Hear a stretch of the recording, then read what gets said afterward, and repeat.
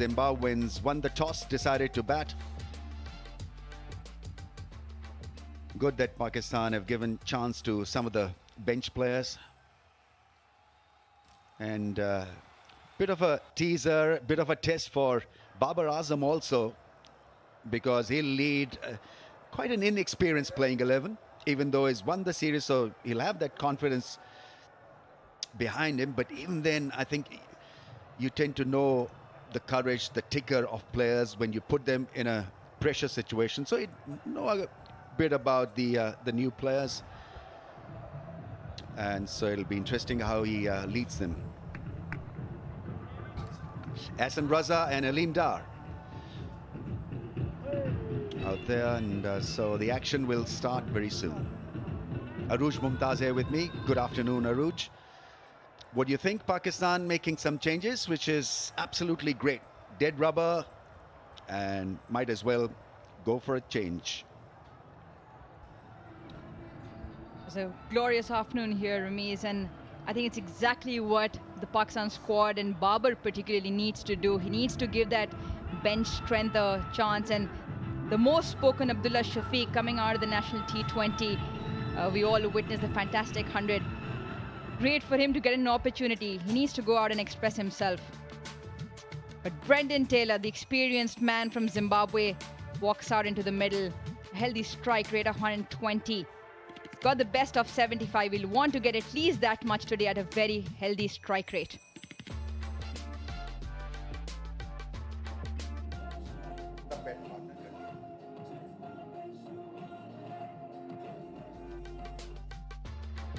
For Chamu Chababa, lots of talk around the skipper's performance.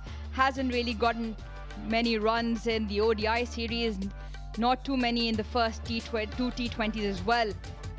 And I think he spoke at the toss that he'll want to get a move on things. I think Rami's difficult situation for the skipper to be in. He's leading the side and not getting lots of runs. And pretty adamant to still open the innings. I mean, opening the innings is such a critical phase of your batting performance in a T20I. You need to have a solid in-form opener out there, because then you give a massive advantage to the opposition if you're out of touch or a bit rusty with the bat. Mohammad Hasnan has got pace, he's got wickets as well. Lovely rhythmic bowler, tall, and gets the ball to zip through at pace. Here we go.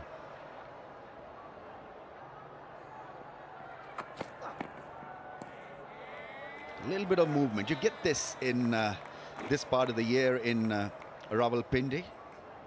Hazy afternoon, winters are arriving, so heavy atmosphere will work well for such bowlers. Nice shape away from the bat. It's a similar delivery that got Brendan Taylor out in the first game. His feet didn't really go anywhere, so Hasnan will be delighted to get some shape away.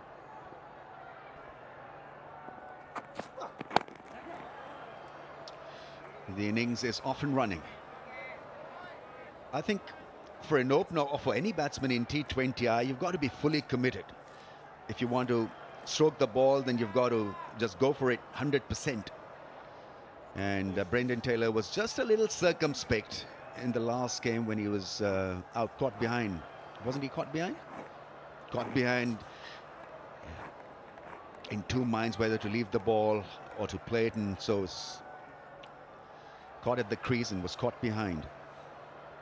Now he's got to find a way, a method to get some runs.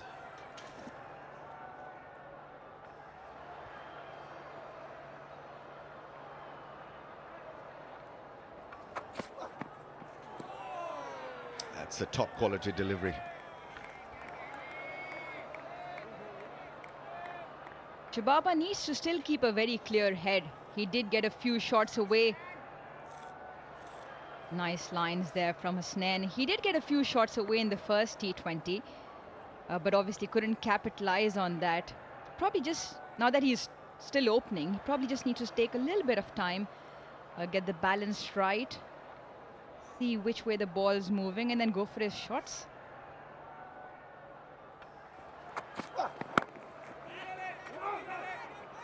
Oh, there's confusion. And it happens when you're a little rusty and out of touch, because you want to A, get off the mark ASAP, and B, because you've not really occupied the crease for a long period of time that you can misread a single. There's never a run there.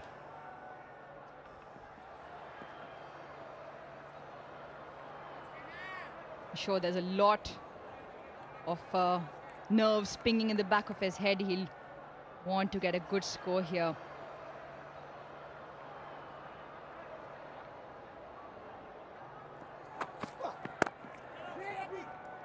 Once again, a little bit of hesitation, but he's off the mark. So there are two ways of going about it. One is what you explained, to take your time and adjust to the conditions, give yourself ample opportunity at the crease to get some form. The other option is to go hard, straight from ball number one, and break your shackles. Find some form by hitting the board.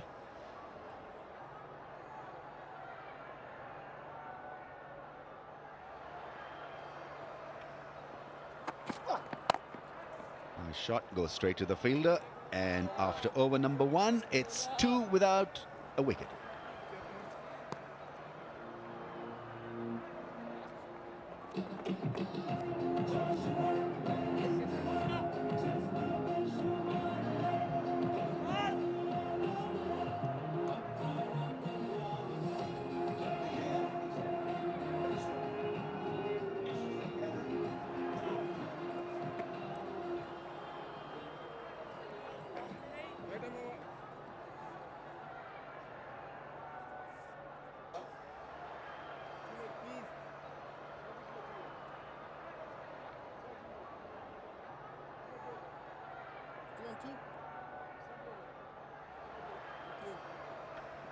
It'll be interesting to see where they bat Abdullah Shafiq, because if Zimbabwe end up with a handful, then you might as well promote him to open the innings.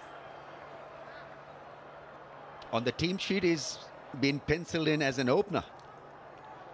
So that good news, and good news always is to see Haris Rauf bowl. What a star he's become. Fabulous attitude. Oh, driven beautifully.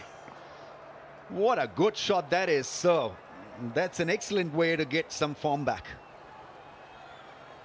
Well, he's heard you, Ramiz. He's going for his shots, breaking the shackle. They were slightly over-pitched, and all Chibaba had to do is drive through the line. Very good shot for him. Will certainly give him some confidence.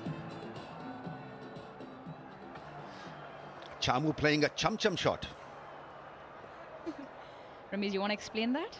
Chum-chum is a sweet. I absolutely love it. Mithai, and cut, and 4. Glorious, twice now, 2 balls. Another sweetly timed shot there by Chibaba. And Rauf this time pitching it in slightly short. He was on top of the ball very quickly. Backward point fielder had no chance.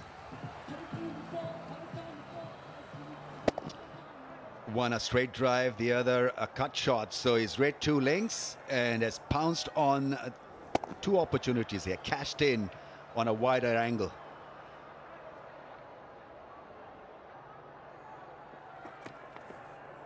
Goes wide and difficult, even for Rizwan, who's lithe and willowy behind the stumps. He's very athletic. Haris Rauf clearly losing the grip. Obviously still very young at the international stage as Haris Rauf.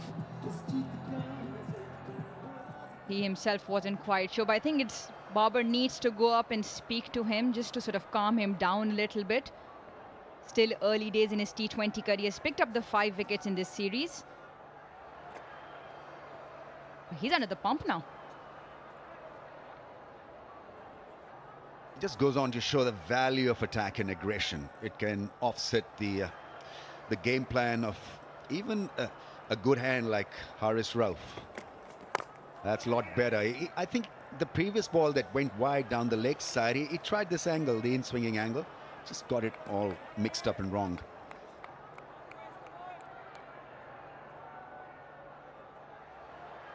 think it's important for him to stick to his natural angle, which is swing the ball away from the right-hander. Doesn't need to unnecessarily try stuff.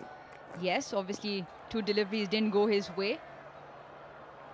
Just needs to calm down and bowl in the correct corridor.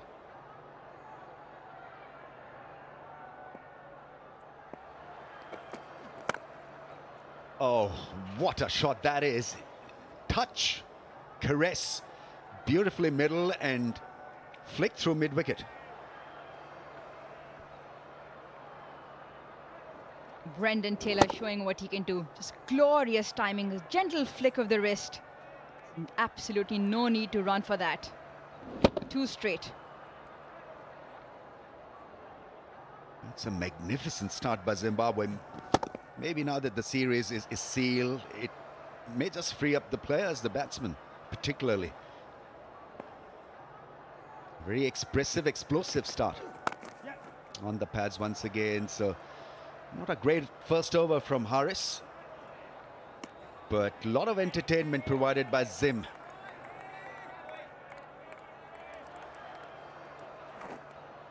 One delivery still to go, and 19 have come off this over already. And they've all been good, decent cricketing shots. I think that's exactly what Zimbabwe wanted, especially Chababa. It's important for Harris to finish this over off well now.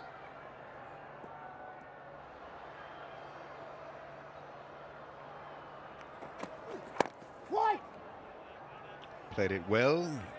Fruitful over for Zim. They are 21 without a wicket.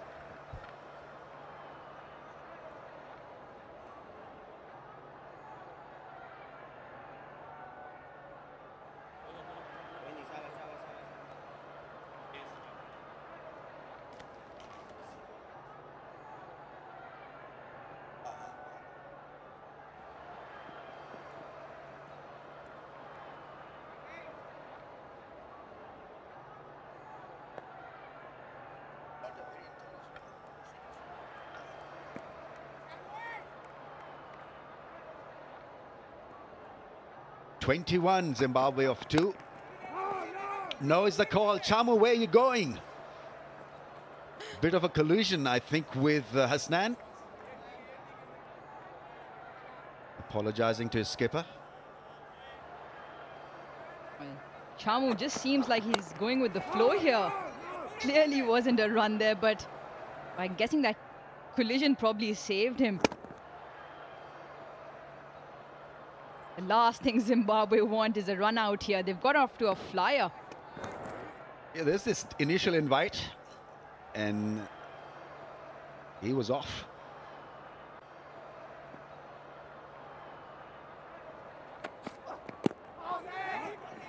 Oh, wait, watch, gone. He's hell-bent on, it seems, getting run out. Because his partner was ball watching, he was off once again. He wants the strike, I guess. Chamu has stroked a couple of lovely fours. I think he's grazed his hand in the process. Well, both teams have promised us a cracker of a match, and it's certainly gotten off to one. Yes, no, yes, no. Ooh, that would have been very close if that had hit. That would have been goodbye. That would have been end of Chamu. Heroic dive back into the crease.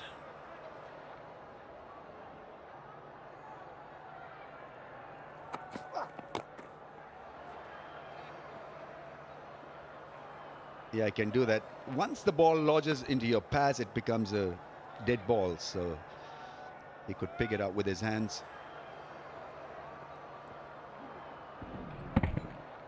See, what happens is when you go through such an experience of a near run out, the next ball that you face, you're obviously still not there, because that reel is being played in your mind of a narrow escape. So what he has to do is to just take deep breaths and concentrate now. Chamu is off to a good start.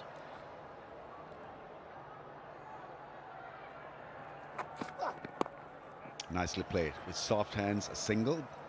This time no problem as far as calling was concerned. Which calling card are they using? Still on Zim calling card? We'll have to find that out later, I guess. But yeah, nicely played there. Played it fine for a single. Sen's got a tight offside field with 4 men in the ring. And 3 on the leg side. Fine, leg is up.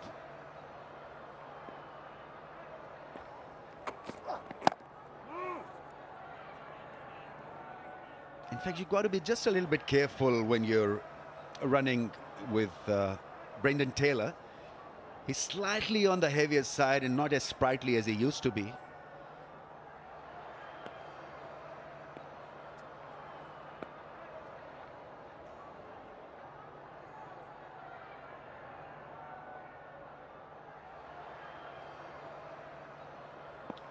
So far, so good, Zim.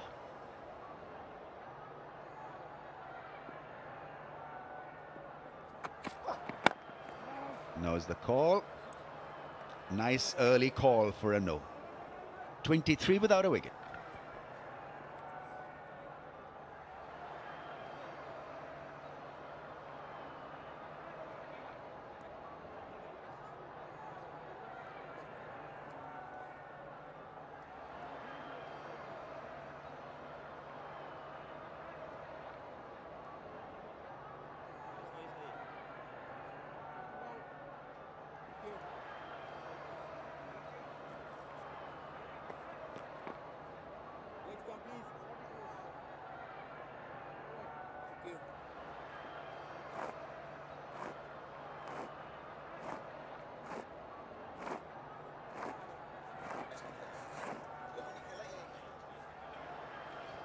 Imad Wasim is coming on to bowl, different angle for Zimbabweans now to cater.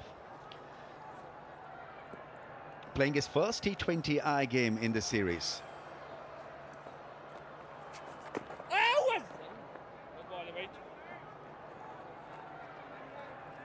Shubaba wants to keep the charge on.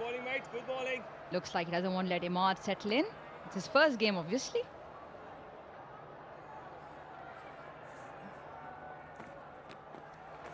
Catch it! Oh, hit it! Chance run out. Once again, misses the stumps. A fielder.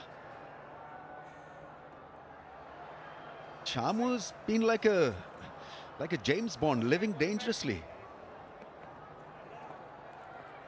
Living on the edge clearly here. That's probably the third. Good check, ठीक है.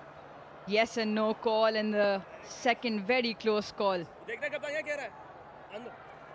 He's playing on 12. He's played well up till now.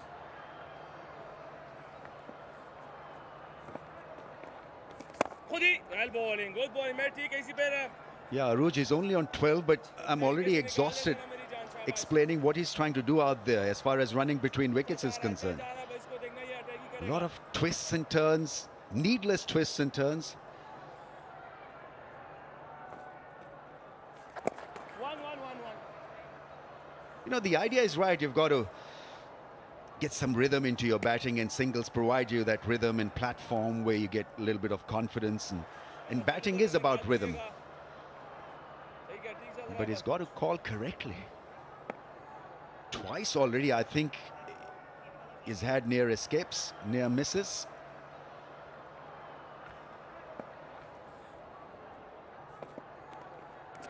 Catch it! Flick, catch it is the call. It's taken. On second attempt, I think it's Khushdil Shah, who the ball popped out of his hand, and then he had the presence of mind really of taking it in the end. Yeah, didn't get a hold of that, Taylor. He just merely went straight up into the air. Well, luckily he got a hold of that on the second go. The captain would have not been happy. But Imad picks up the first Zimbabwean wicket and is the big man. Taylor goes for 8. Zimbabwe 26 for 1.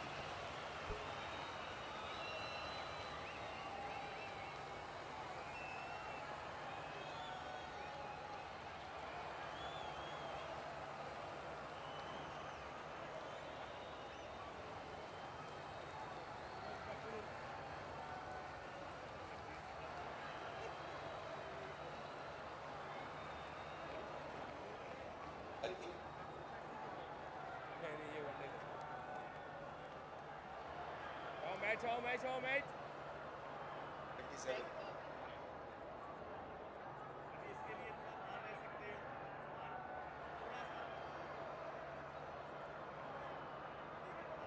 Last ball है तगड़े रहा पीछे से.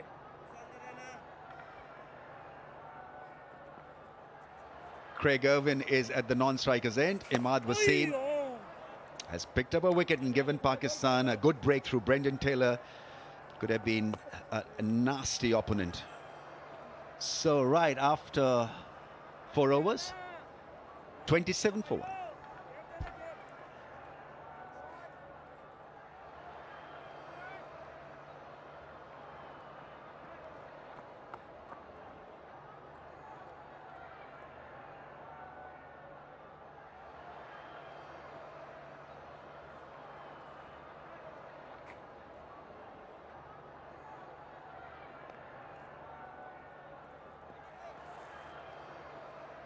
Still right him over.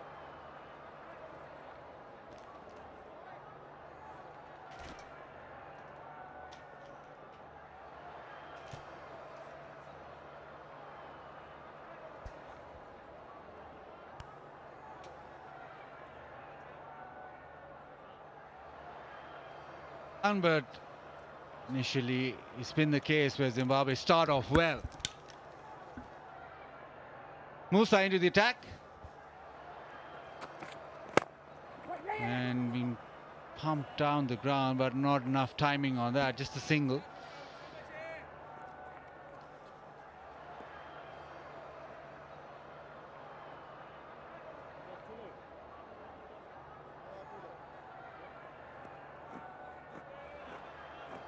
Brendan Taylor just chipping this into the leg side, and because the ball swinging back into him, it's always going to go pretty square.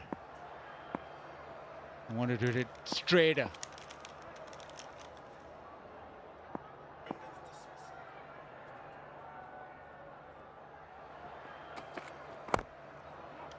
So Craig Irvin, his first game in this T20 series. But he'll have to make sure that Zimbabwe, well, they've lost their way in both T20s in the middle overs, and it almost sort of have a good start and then fall away.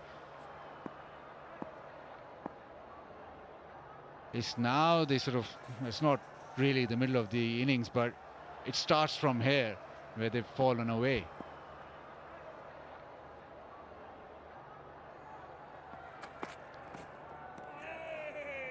Past the bat, how do they address this mid-innings crisis? Well, I think what's pulled them back the most in this middle bit of the innings is wickets falling at the wrong time. We've just seen Brendan Taylor and how he got out today on the legs and really just chipped the ball. This was the first T20 international, and he did the exact same thing. And actually, we spoke when he got out that if he had actually hit the ball as opposed to just chipping it, he probably could have got it over the boundary. Similar dismissal today.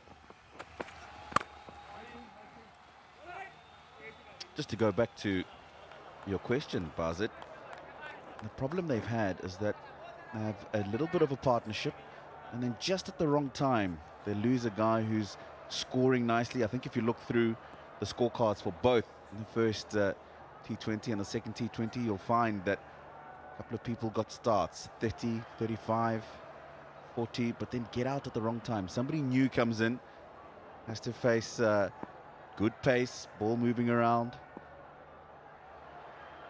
The leg spin of Kadir, which has been good in the middle parts, and it's just difficult for them to get going and continue the momentum that they had. So that's where I found that they've had their biggest problems in this middle part of the innings.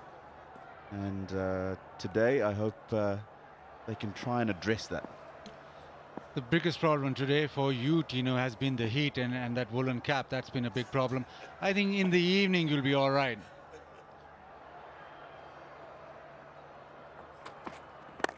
You've always been hot-headed, Tino.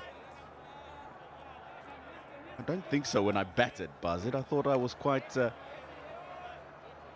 cool, calm and collected. Yeah, the helmet's got much more coolness to it. It lets air come through. This hat doesn't let anything come through. It's for the winters, Tino. You've been sold a hat for the up north in the winters. It is winters here, but it'll cool down in the evening, so keep wearing it. Yeah, I think tonight the temperatures will drop and I'll be pretty comfortable. Got ball pulled into the leg side, and that'll race away. Off the mark with the boundary. It's 5 gone, 32 for 1.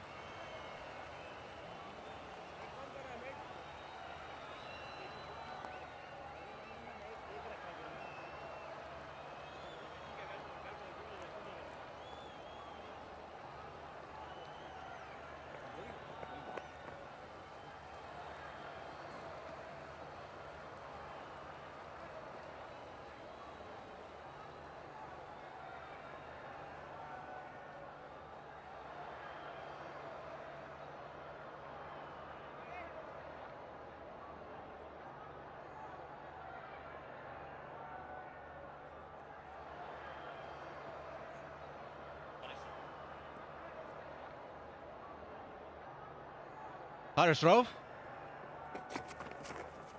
Short and quick past the bat. Imad got a wicket in his over, but he's been replaced by Harris Rove. 6th over of the power play, or the last over of the power play. A lot of teams regard that as a very important over in terms of the 20 overs. Last opportunity to take advantage of the vast spaces beyond that inner circle.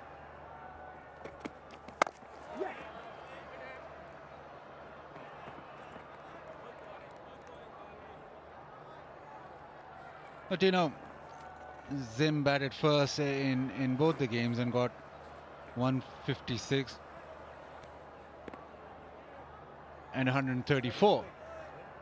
Yes, we talked about them losing wickets all the time, but the good T20 side just throughout their 20 overs go hard, and more often than not they get to a desired score. The problem Zim are having, they're trying to, well, build the innings and then it sort of falls apart, but obviously not played a lot of T20 cricket, which I keep coming back to. And Soil gets a wicket, trying to turn this on the leg side, and he's caught at point. I'll tell you what, this is a good catch. It's gone quickly, but other than that, he's turning the bat into the onside. So the last thing you expect is the ball to loop up and go into the offside. But that is a really good catch. He's moved quickly, and he's made sure that he's got the hands under the ball, Fakhar Zaman. One of the top fielders in the Pakistan side, and that's a good catch. Craig Irvin's gone for 4. Zimbabwe 33 for 2.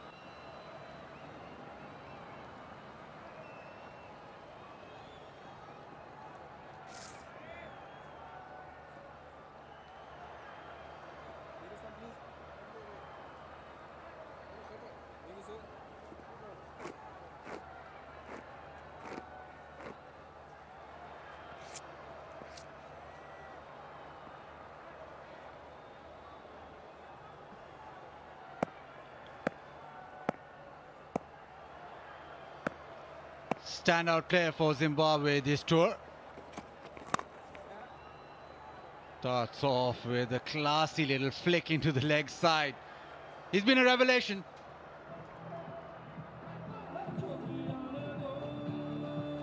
We've seen the vast amount of talent that young Wesley MADHEVERE has. Fallen straight from Rauf. Just picks that off the legs with ease. Wesley MADHEVERE off the mark with the boundary.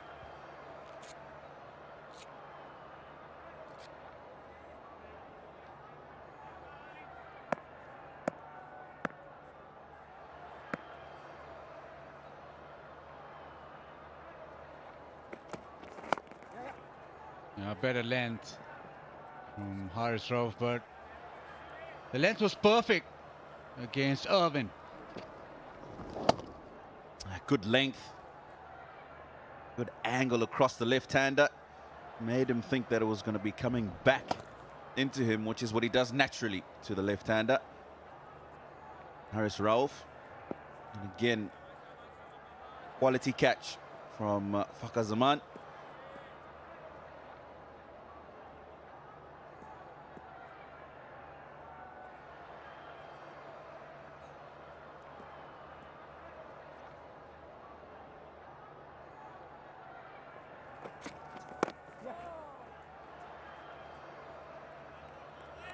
Power play done. It's 39 for 2.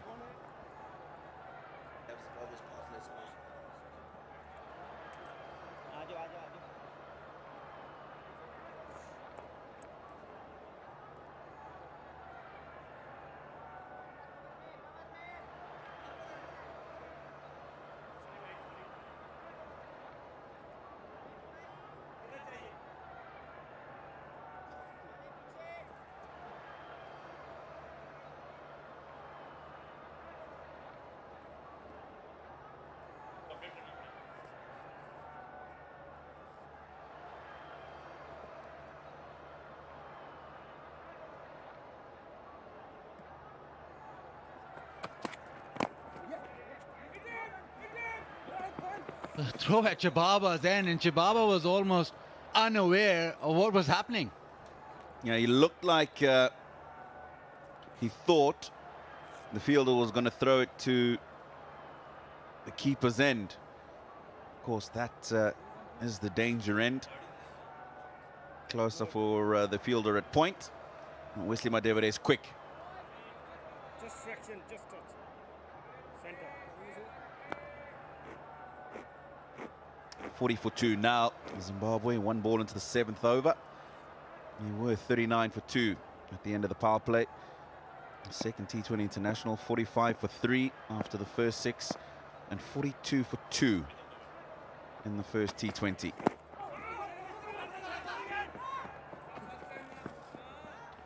Yeah, scramble single. Musa will consistently just bowl short of a length. That's his natural length. Zimbabwe, well, they started off brightly in the power play.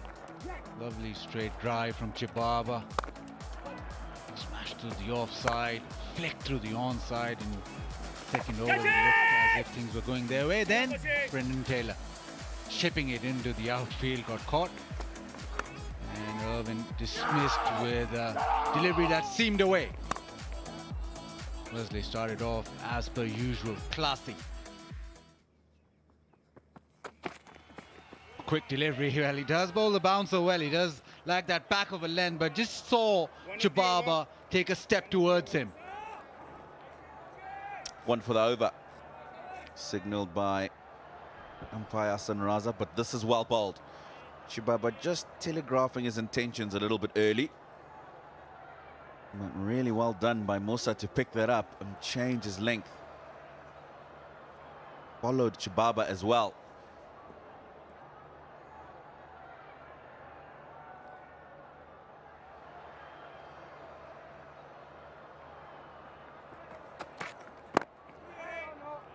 You know, the one thing we don't hear about is the lesser teams not playing enough international cricket, not playing enough T20s, as is the case with Zimbabwe, and also the fact that there's a lot of money involved in getting cricket structure going and getting the team in a better way. You need a lot of infrastructure, a lot of money to be spent there, and it correlates basically to the top teams who are making a lot of money, and then they get their team to become one of the top teams. So on the surface, we just look at it and say Zimbabwe not up to the mark in terms of getting a lot of results. This won't go Musa's way, but there's a lot of background to that. There is. And before you get to international level and play enough cricket at that level, I really think that, one, the development structure needs to be strong. I think we can get better with regards to that in Zimbabwe. And the domestic structure in particular, and how much cricket they play there. I think a couple of nights ago, had a conversation with Wasim on air about T20 cricket, and it being played domestically in Zimbabwe can improve.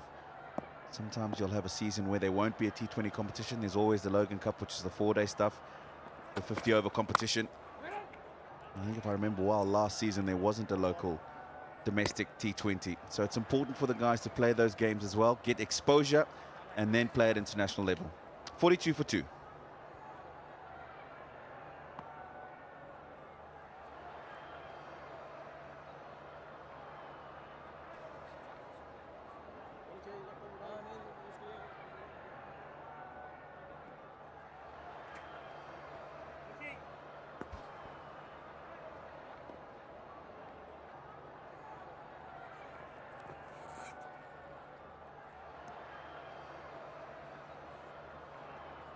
Bowling mate.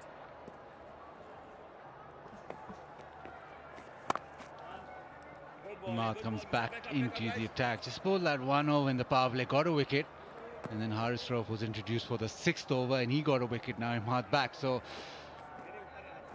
probably thinking that they carry on like this, they'll get a wicket and over from the pavilion end.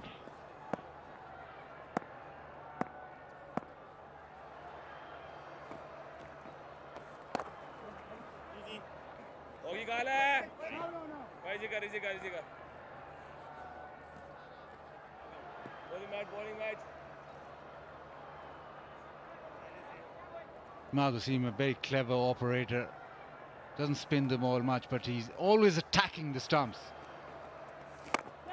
Catch it. Down the ground, shout of catch it, but it's over the top. Maximum, but nicely done by Chibaba. 13-6 off the series.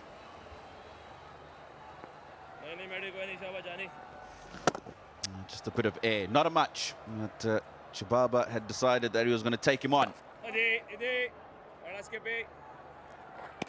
Just coming back to what we were talking about very quickly, Bazit. Exposure, domestic level. Look at Pakistan. Just had the National T20 Cup. There is the franchises, which is the Pakistan Super League. Down the ground, Chibaba this time. Oh, falls short of the man at long on, and he gets a boundary.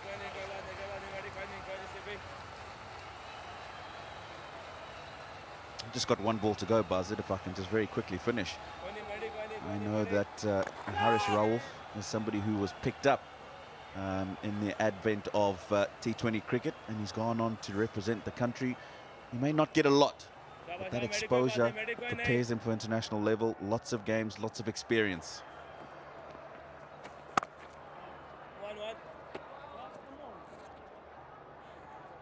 Well, 13 of the 8 is 55 for 2.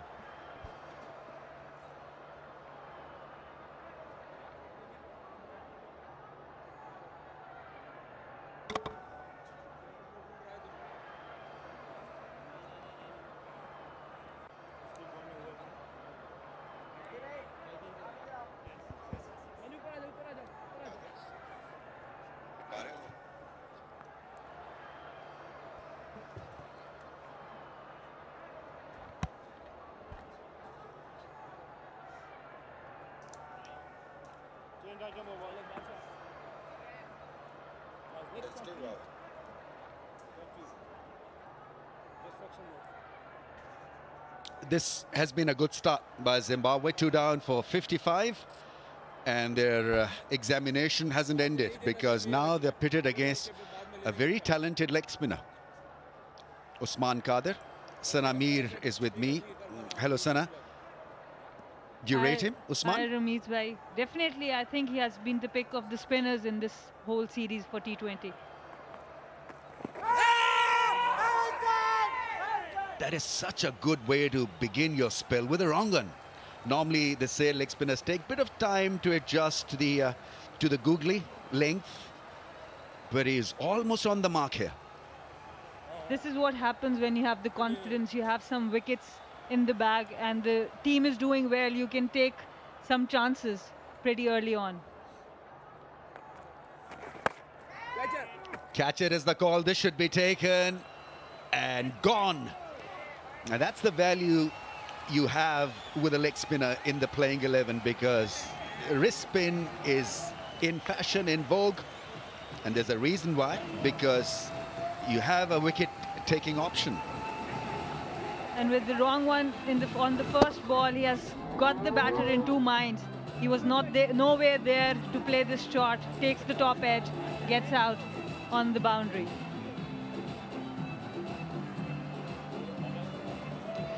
Chababa is gone after scoring a quick fire 31, 55 for 3.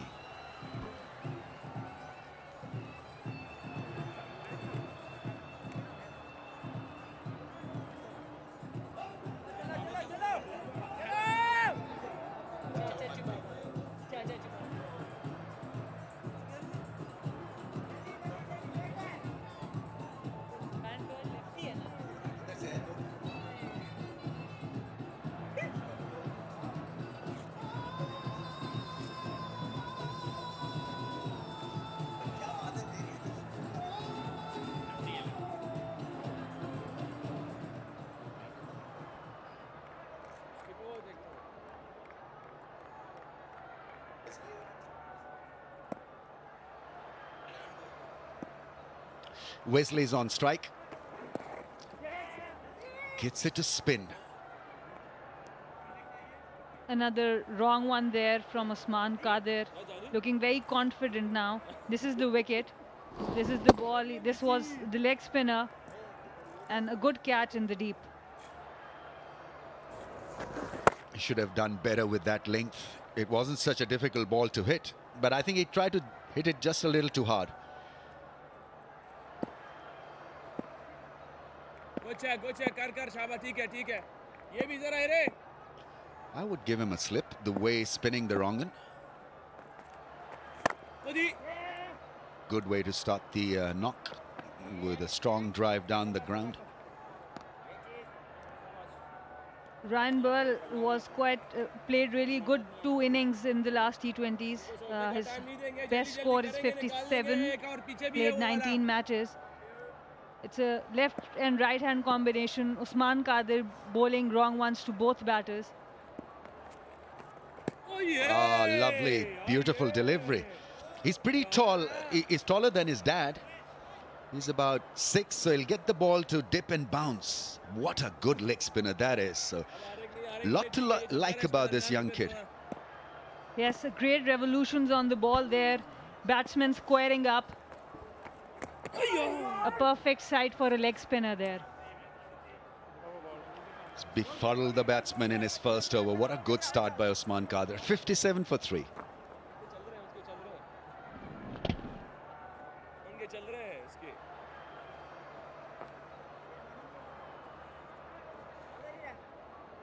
Skipper, Medan.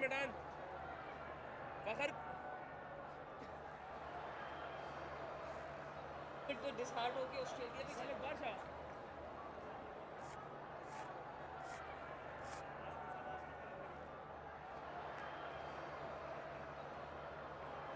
ठीक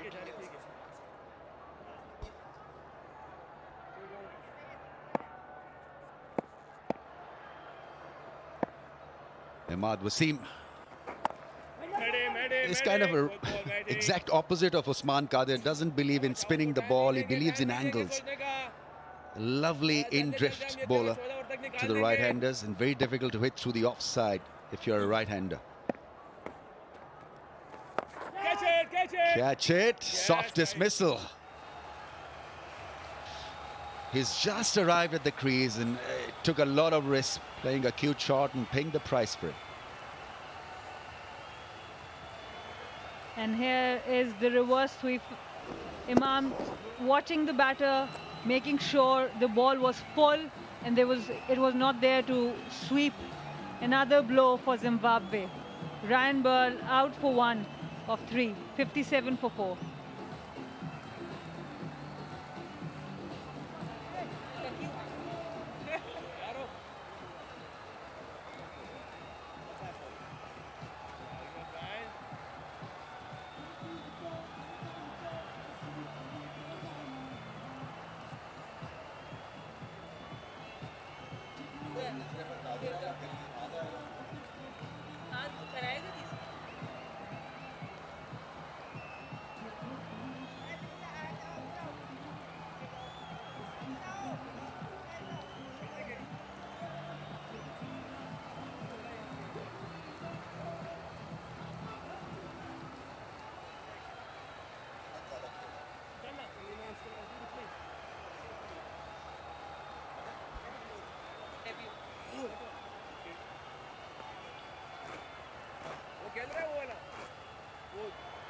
Milton Shumba, can he roar on debut? Explained earlier, Shumba means lion. Imad Wasim bowling what he likes to bowl. Low trajectory, straight balls in the stumps, not giving any room. Here also on this occasion, making sure he was targeting the batter.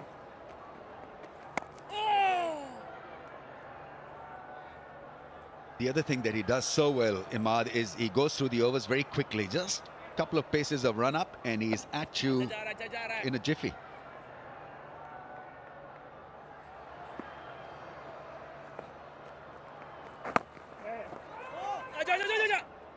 Doesn't give much time to the batter to settle. With wickets falling, there's no time to think, rethink or regroup with Imad bowling there. So this is when Milton Shumba got his debut cap, a proud moment for him. I think he got the cap from Hamilton Masakadza, who used to absolutely muscle the ball. Now managing this side after 10, 58 for 4.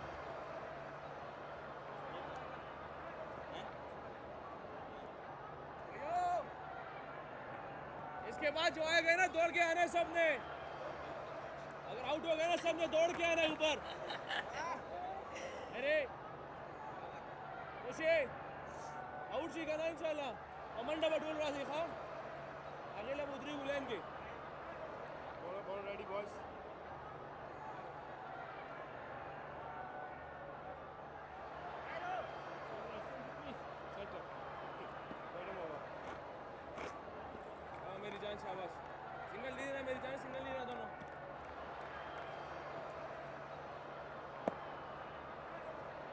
Usman Kader is going to bowl again. He's been given a slip.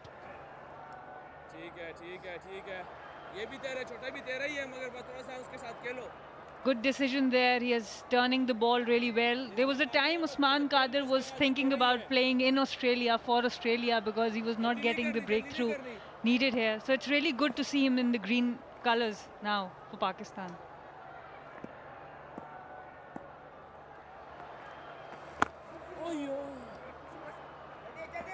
Now he's brimming with talent, Wesley.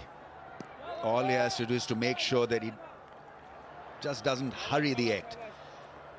4 wickets down. Both these batsmen have actually played World Cup cricket for Zimbabwe quite recently, under 19 World Cup cricket.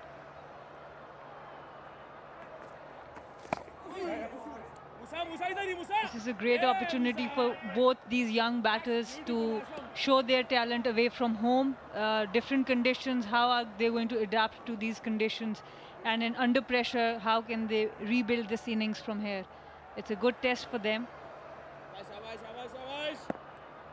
Man with the glasses on the right, that is Zakir Khan, looking after the foreign teams and delegations. Oh, beautifully bowled. It missed the stumps. Batsman didn't read it. The keeper also didn't get it. The best part of Usman Kader's bowling is his action is so good. Just changes it very late, not letting the batter or the keeper reads it. Very lucky to survive this one. You bowl spin as well, Sana. I can see that you're pretty excited watching Usman Kader, because there's serious bit of nip off the surface when he bowls those wrong guns especially. It is always great to see a spinner thrive in T20. You need to have a special quality to actually perform in the T20s because it's such a cruel game for the bowlers. You don't get to flight the ball too much. So it's really good to see that he's now acting as an aggressive bowler, as a wicket-taking bowler with slip and a wicket already.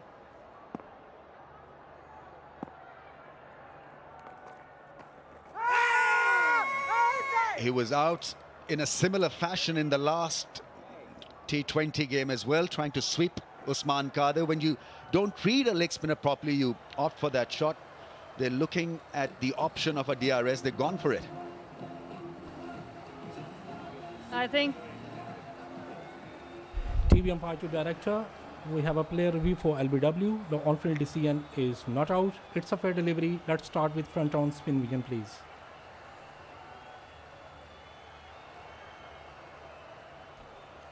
Nice and slow, nice and slow. Ball is close to the bat. Need to confirm through ultra edge.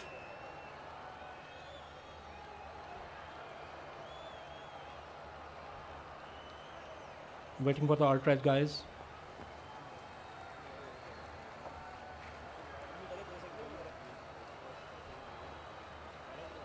Still waiting for the ultra edge. Keep rolling, keep rolling. Roll it back, please. Roll it back. Roll it back. Roll back, roll back. Roll back. Roll back, roll back. There is a gap. Now roll forward. There is a rumble in the flat line, but there is a gap between bat and ball. Roll it through to the pad, please. Satisfied. No bat involved. Go for ball tracking when ready, please. On-field decision not out. Pitch in line, impact outside, go back to on-field umpire. SN, stay with your original decision. I'll let you know when you're on screen. You're on screen, please signal. Thank you. Missed the ultra edge, missed the pad, in fact hit his chest. I don't know why Pakistan opted for a review. But anyway, 65 for 4. After 11 overs, the left-hander is on strike against Imad.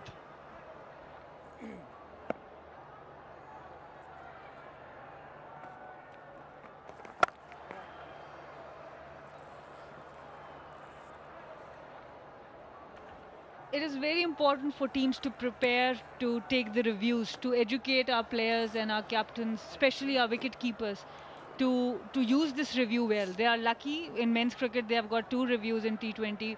For us, it's only 1. So it's very imperative that you learn how to use it. That's an excellent point that you make, Sana, because it's such a crucial part of your arsenal, DRS. And you've got to nominate a certain man for it.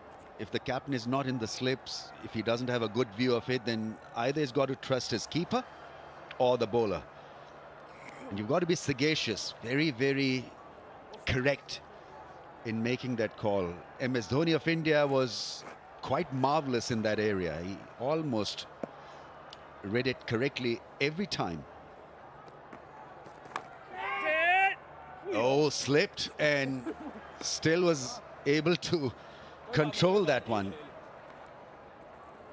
Both the batter and the fielder was very lucky on this occasion. The batter was lucky the catch didn't carry it, and the fielder was lucky that he still is not injured. Yeah, still got full set of 32 teeth. Otherwise, there's a ready service available here. Aruj Mumtaz is a dentist by profession. She would have fixed the teeth situation. Gone for 6. Played it with the angle of the ball, and that's a good muscle hit. On this occasion, Imad Wasim trying too hard to hit those pads, and beautiful pickup from the batter here. Just look at that shot. Full extension of the arms for 6 runs maximum. That should give him a bit of a confidence. Not easy playing this quality of spin. And Imad is a thorough professional at controlling the scoring card, the run rate. Doesn't like getting hit for 4s and 6s.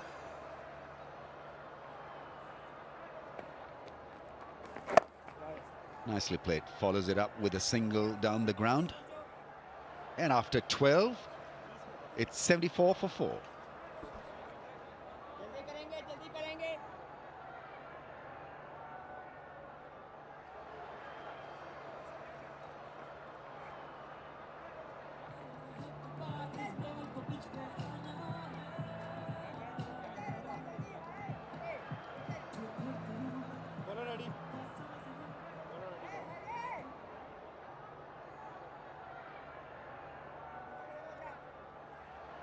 Marsha. 74 for 4. 8 overs to go in the innings. 8 from here will get them to 138. They want more than that, Zimbabwe. Oh, what a beautiful delivery. He has foxed the young left-hander. As Osman Kadir, it's the googly once again that gets the breakthrough. Hasn't Usman impressed us all? Doing another fantastic job here. Picks up his second wicket. Favors the googly. It spins and spins quite away. Drags the batsman out and Rizwan behind the stumps, making no mistake. Zimbabwe lose their 5th. Milton Shumba gone for 11. Zimbabwe now 74 for 5.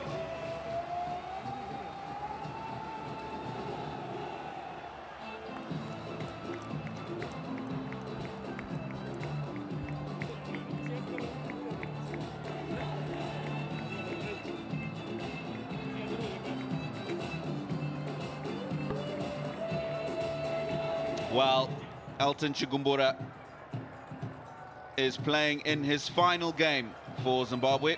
Announced his desire to retire from the international game at the beginning of this T20 international series. And that is very sporting from Pakistan. A guard of honor for ELTON CHIGUMBURA. 284 on the back of the jersey today. The number of matches that he has represented Zimbabwe in across all formats. His T20 career, his 57th game. 891 runs. And that strike rate is what's important. 141.6. ELTON CHIGUMBURA, he'll be hoping that he can give a sparkling performance as he bows out of international cricket. 284 matches for Zimbabwe.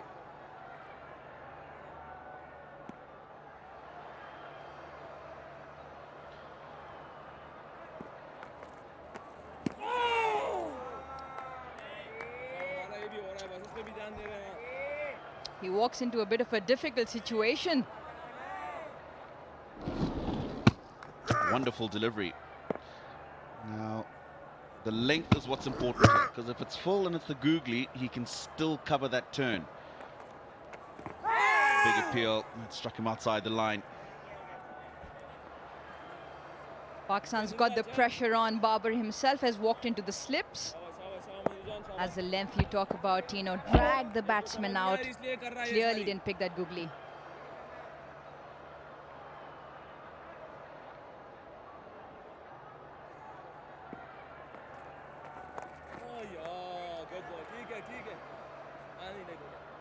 This time, gets the connection on the sweep shot. Good thing he did, because that was pretty adjacent, I think, if ELTON CHIGUMBURA hadn't got bat on that. Tino, you spoke to ELTON a few days ago. He mentioned he would like to finish at a strike rate of 500, didn't he? So, perfect opportunity to end with style. Well, it would certainly help the Zimbabwean scorecard at the moment.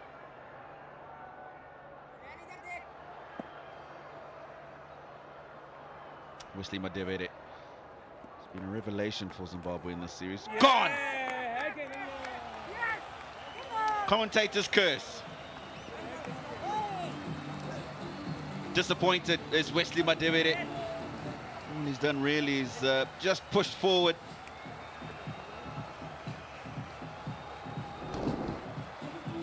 Osman has spun a web around the Zimbabwean batsman. Beautifully landed. And easy catch for Babar. Wesley gone for 9. Zimbabwe now 75 for 6.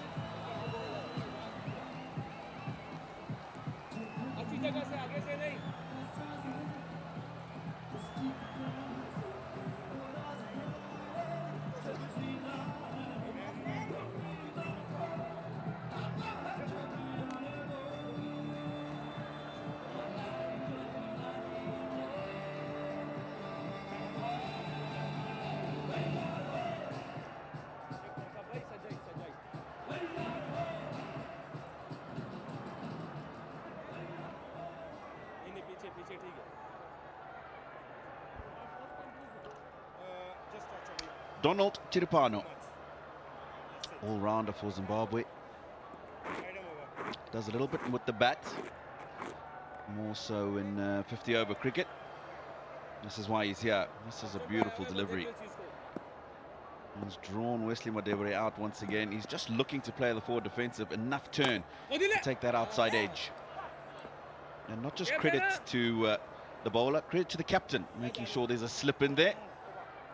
And took the chance when it came. 13 gone, 76 for 6.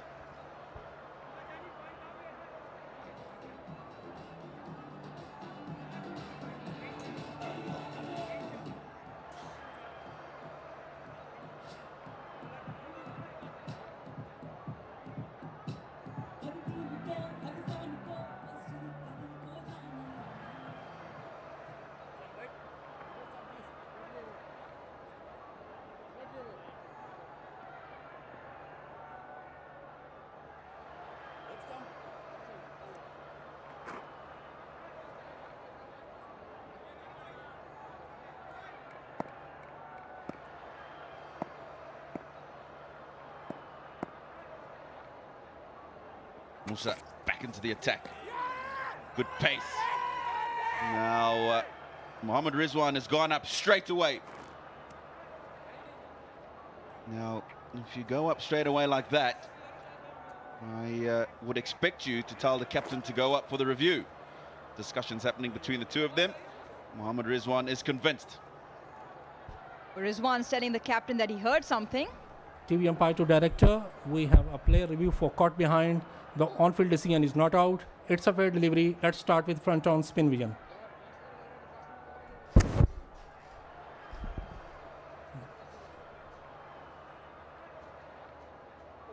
Ball is close to the bat. Need to confirm through all tries, please. Roll forward, roll forward, roll forward. Flat line, flat line, flat line, flat line. And there's a gap as well between bat and ball. Roll forward, please. Roll forward. Roll forward. Yeah. Go back to on-field umpire. Alim, flat line when ball passing the bat. Stay with your original decision. You're on screen. Please signal. Not out, quite clearly. I don't know what Mohammad Rizwan heard, because he was very animated. Yeah, very adamant to the skipper Babar there, saying that he heard something. Musa clearly didn't, because he didn't go up at all. In fact, no one else did.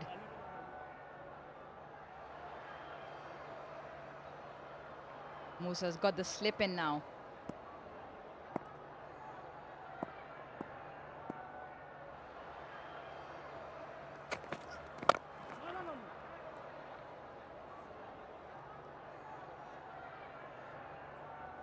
Beautiful display of leg spin bowling here.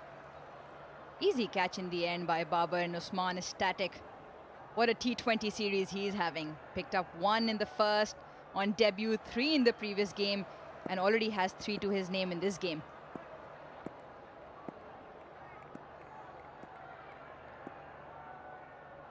And economical as well. Went for 24 on that first T20, 23 in the last. Struck hard by Tirupano. Misfield that extra cover. Imad will seam the fielder and get a couple. There's the misfield from Imad.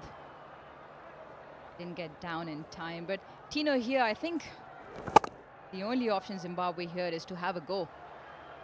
Don't have a lot more left in the tank to come, so best thing to just have a swing?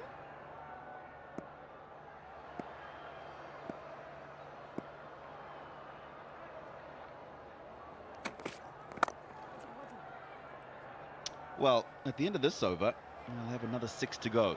2 balls till the end of this over. And Donald Tiripano and ELTON CHIGUMBURA, we both know, can bat. So I'd like to see them just push a little bit longer. Try and get themselves to the 18th over.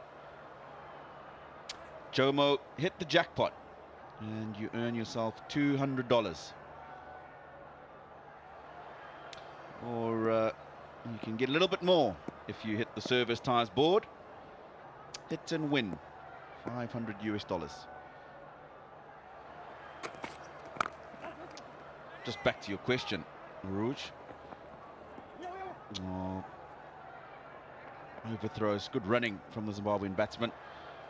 Alert and aware. Yeah, so I'd like to see them just tick it over. If there's a ball to be hit to the boundary, then do so. Because if they start having a go now and they lose one of these two, then the men to come really don't have the ability to do that. Push on until about the 18th over. By then you would have got a feel of the pitch, a couple of boundaries when the bad ball's there. Make sure you're ticking over the scoreboard, taking singles when the opportunities are there. And then in those last couple of overs, try and get as many as possible.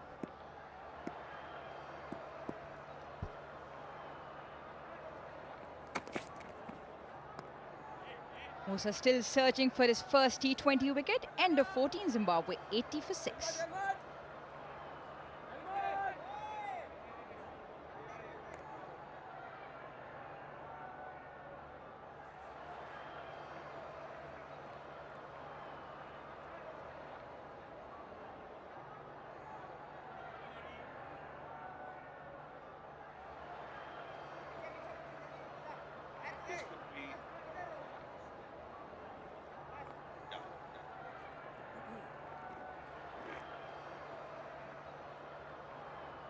So those are the men to come. Just going back to your conversation, for us, he's on debut. Wellington Masakadza. Well, if he's at number 10, then you can't expect too much from his bat. Zarabani, we've figured, is a proper number 11. So important for these guys just to push on over the next 3 or 4 overs and then have a go towards the end. This will probably be important over for them to see out a little bit. Usman has already picked up 3 and Imad has bowled out, and then they've got the quicks. It's important to see how they get along in this one. Not afraid to give it air now, Usman. It'll just be the one.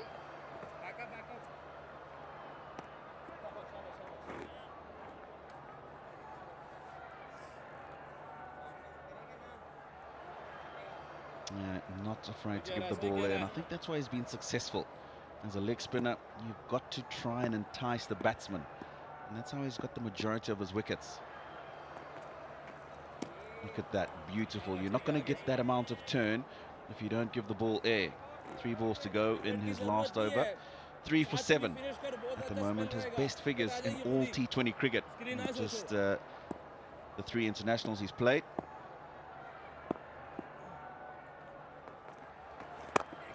His 38th T20 match, this one. Spoke to him earlier in the day. He was very confident about his ability to bowl the variations. He knows that he has to read the situation, and he was confident that he's got the deliveries that turn as well. Not afraid to bowl the googly every now and then.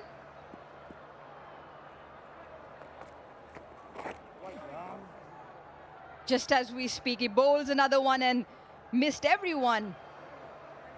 Will race away into the fence.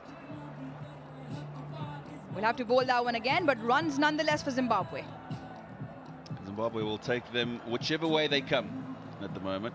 This is his pitch map to right-handers throughout the series. And those red dots, of course, are his stock ball, the leg break. These yellow ones are the flipper and then the googly. And look at the number of googlies he's bowled as opposed to the leg break. And then put the flippers in there as well. It's almost half and half. So he's not afraid to bowl that googly. It's got him wickets. And he bowls it well.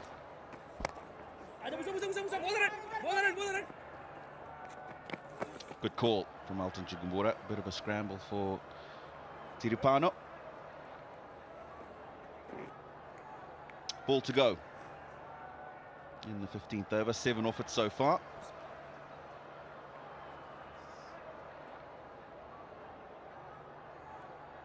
Yet to concede a boundary from the bat, Usman.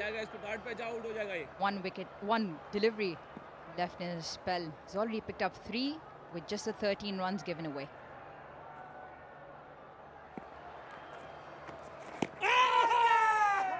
That is a good catch from Mohammad Rizwan. ELTON CHIGUMBURA will not be going up to the third umpire. He knows he's got some willow on it. And the end of what has been a long career for this man in the red and gold for Zimbabwe. Unfortunately, his last dance is done. Wrong one again, slider a bit faster. He got a tickle on that. An excellent catch down the leg side from Rizwan. What a spell of bowling we've seen from Usman. But let's talk about that man. Only managed the 2. What a true ambassador for Zimbabwean cricket and world cricket. The team will give him a standing send-off.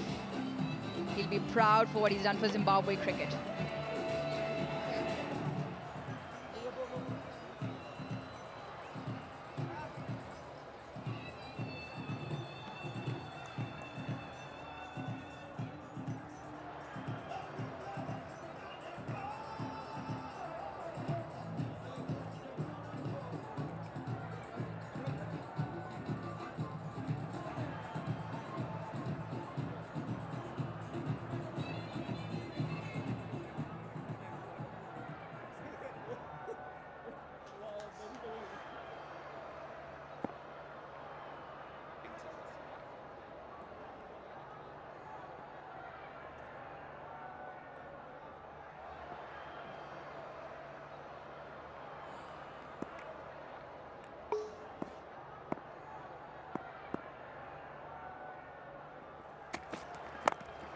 Tiripano advances down the ground, bit of bounce. Not where he intended it to go, but as I said, at the moment, Zimbabwe will take them however they come, Maruj. With both arms, they'll take these runs coming from wherever. Tiripano's definitely decided to have a go. It was short, it was wide, but clearly nowhere he intended to go. Tino, I think they'll probably just want to swing through now.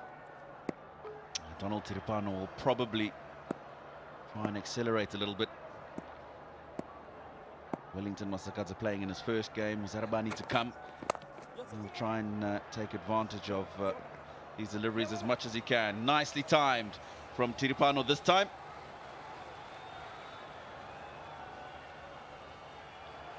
Much better this time from him. Clearly where he intended for that one to go. Gave himself a bit of room and just dabbed into third man. Should have been stopped. The way he played that was kind of proof to us that I can actually play it nicely as opposed to the delivery before.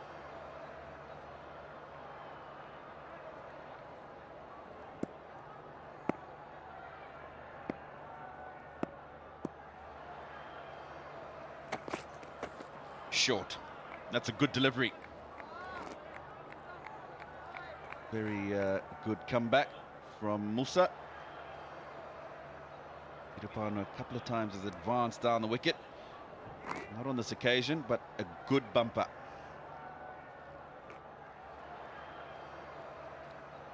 That's the last wicket to fall.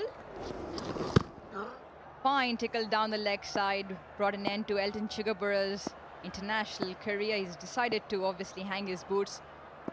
But what a bowling spell from Usman Qadir, picking up 4 wickets.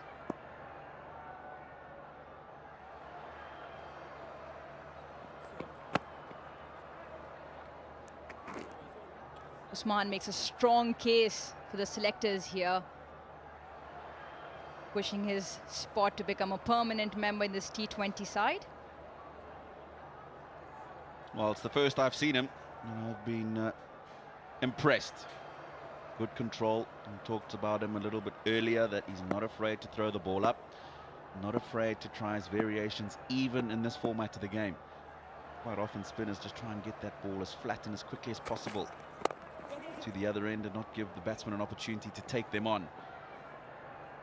But that lack of fear is what has brought him these wickets. 4 today, 4 in the first 2, so I'm pretty sure he's right up there in terms of highest wicket takers in the series. Musa yet to pick up a T20 wicket, still searching for one. He's got 2 more deliveries. He's quick and nippy. Bowls a short one well every now and then to surprise the batsman. We'll bowl to Wellington Masakatsa now, who will face his first delivery.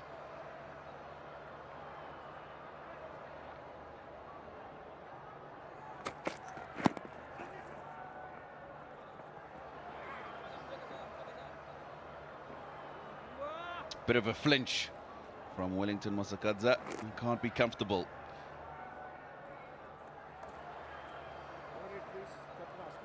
Usman Khadir, the man that we've just been talking about, 16 dots in those 24 balls that he bowled today. 4 wickets, and that's him in the series. Best of 4 for 13, that was today. And even the economy, 5.45 in T20 cricket is very good. In particular, in an instance where Zimbabwe has batted first in all 3 of those. Tucked away. It'll just be the single for Tirupano to end the 16th. Zimbabwe now 2 short of 100, 98 for 7.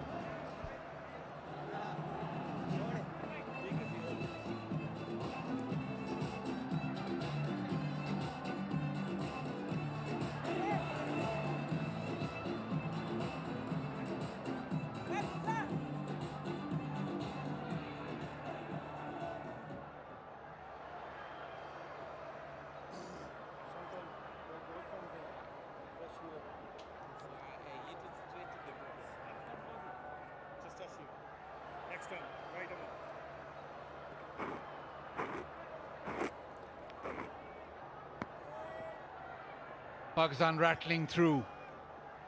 Zimbabwe's batting line 98 for 7. And Hasnan's been brought back into the attack. Zimbabwe has struggled throughout the series in T20s, not able to post a decent total. And apart from one bowler, no other bowler has penetrated the Pakistan batting. In terms of Pakistan as a bowling side in T20s, well, they bowl opponents out most often in T20Is, 156 matches, and they bowl teams out in 31 of those, which is number 1. Second on the list is Australia, 128 with 22 times, and New Zealand tied on 22. That's a really good illustration of where Pakistan's strength in T20Is lie. Definitely with this kind of record, better than Australia, better than New Zealand, with 31 times they have got the opponent out. It shows a lot about the strength, and we still have the best T20 bowler in the world, and we have seen that a lot of these bowlers like Imad have been in the top rankings. So pretty good as far as Pakistan is concerned, but not for Zimbabwe.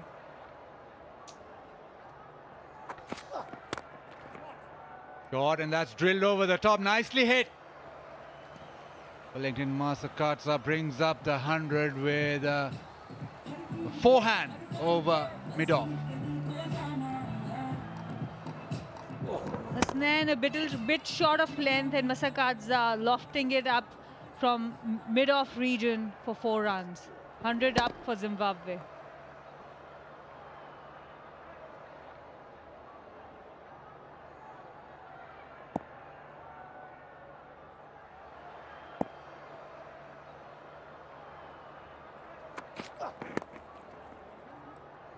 A turn to the leg side and time exquisitely. Has gone to the fence as well. Masakadza here showing that how you can use the pace on Pindi Stadium. The bowler is fast. He's just not trying to hit it too hard, just chipping it away in the gap.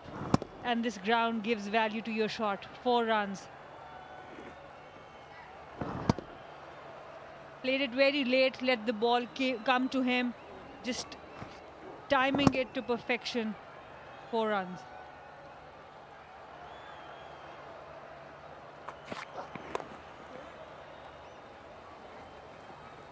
Turning out to be a good over. Been few and far between these good overs for Zimbabwe. Having won the toss and elected to bat. It's been the same old story where they lost wickets consistently.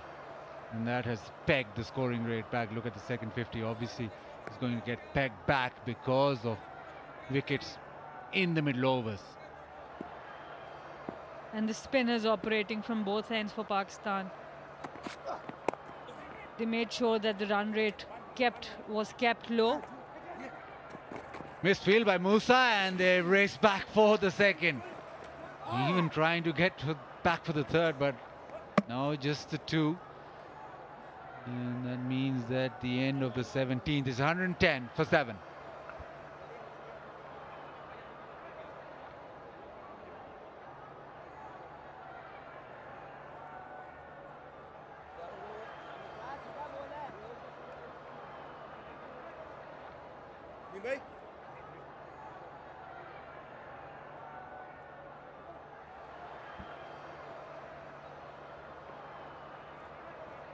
Sun setting, and it's setting on Zimbabwe's batting as well.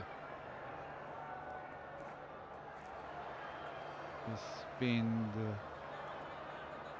series where Pakistan's bowling has dominated yet again. Zimbabwe wanting to bat first each time. This time around, Chibaba with 31, but nothing else at all.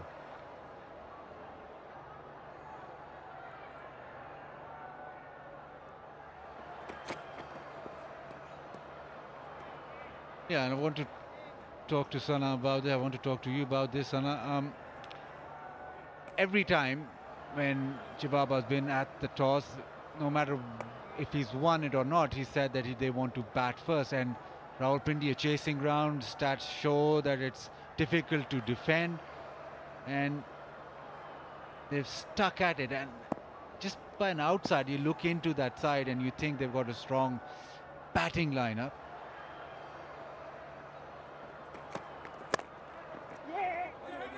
Yes, with this, sometimes with teams who are ranked low in the ranking, their mindset becomes very defensive. There was a run out, chance of a run out with there was a direct hit, but no, quite comfortably in, I guess. No, it could have been close if there was a direct hit, but yes, it should have been. I guess their analyst was not up to the mark, or their team management planning was not there. They were not confident in chasing.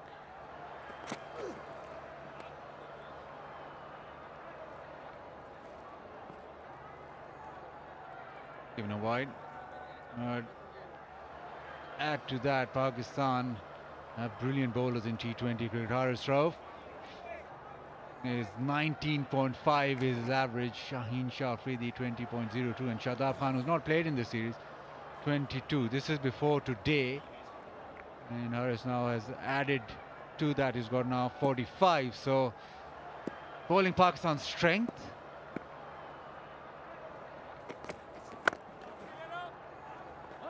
I think both Pakistan and Zimbabwe would be a bit disappointed. Pakistan, because they didn't get to bat first the entire series. They had one chance when they won the toss, but they went with the stats that chasing was a bit easier.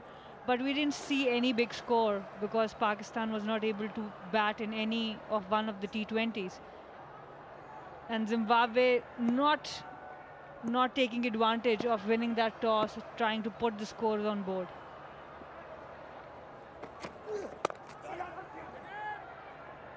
Scramble single, and will there be overthrow? Yes, there will be. Very aware was Wellington Masakadza, just looking for a little bobble. And he was off and running for the second. Zimbabwe has been running dangerously today. Pakistan not hitting the stumps quite well. There were a few chances of run-outs, but none of the throws was directly on the stumps.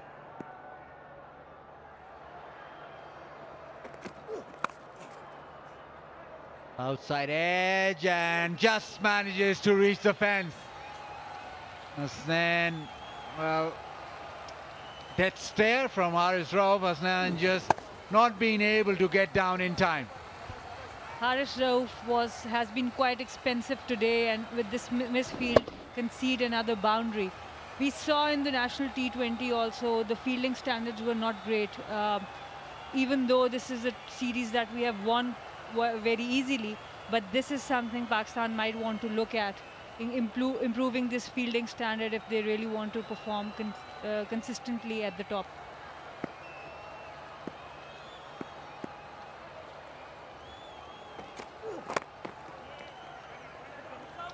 Turn into the leg side and they'll come back for the second. 10 off the 18th, it's 120 for 7.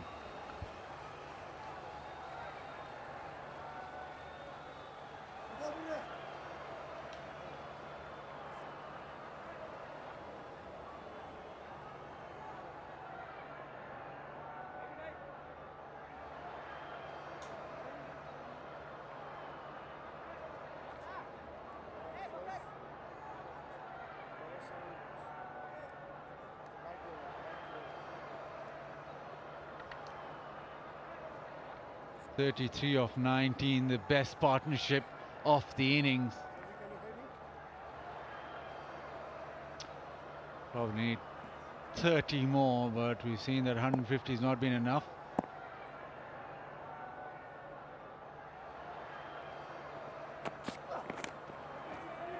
Outside half off the bat and another wicket for Pakistan.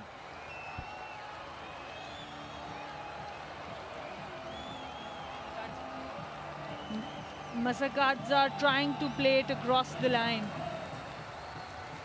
Trying to play it across the line, takes the top edge. Ball carries to third man, Imad Wasim, making no mistake. Another wicket for Pakistan, Zimbabwe 120 for 8.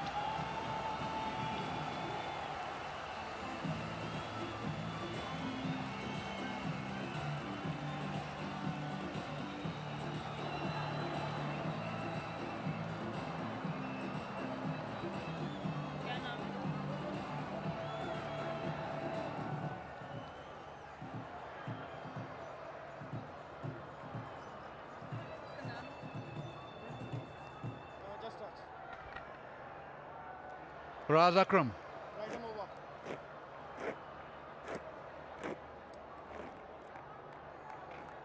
Debut, T20I debut for Faraz Akram. Born in Saudi Arabia, we don't get many of those.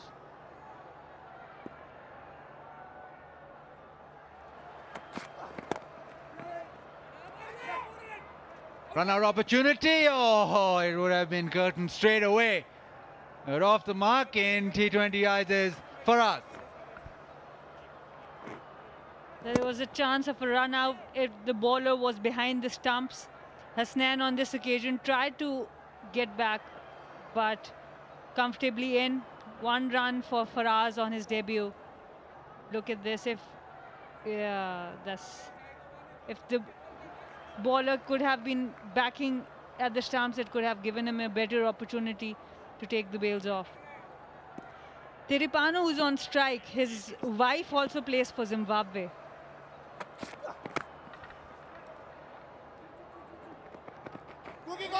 He's into the leg side, coming back for the second, and I think he has to run off.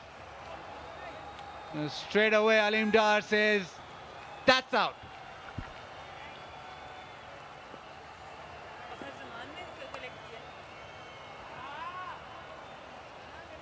Fakhar Zaman having the presence of mind, backing the stumps. Imad making no mistake for the throw, and Aleem Dar decides that he doesn't need to go to the third umpire and gives it out.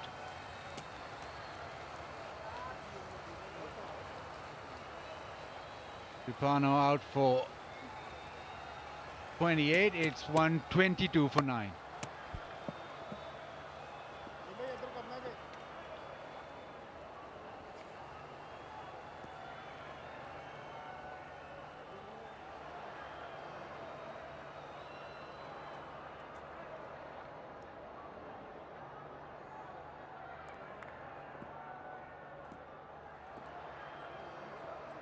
Musrabani comes to the crease, shake of the head from him.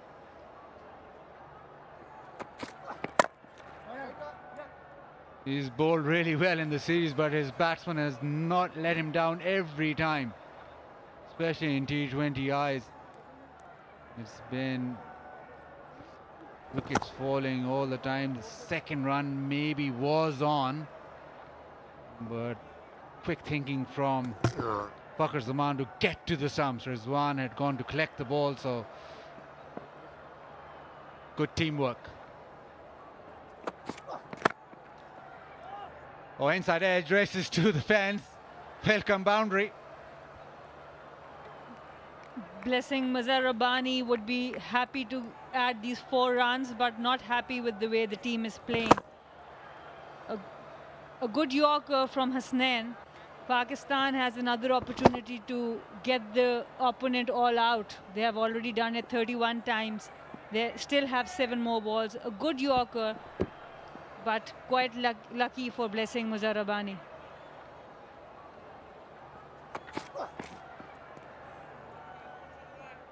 Over ball. 126 for 9.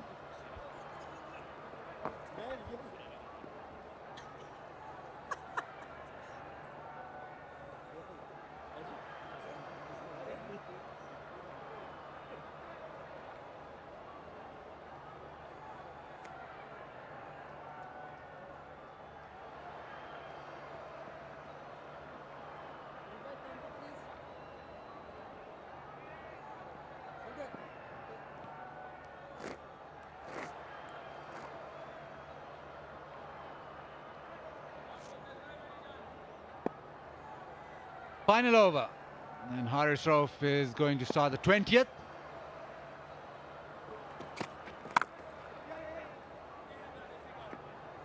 Faraz Akram gets a single. Just been informed that Saudi Arabia have played 9 T20Is, 8 T20Is. So there are quite a few international players now. And Faraz Akram got a cap before the games, playing for Zimbabwe. Born in Jeddah.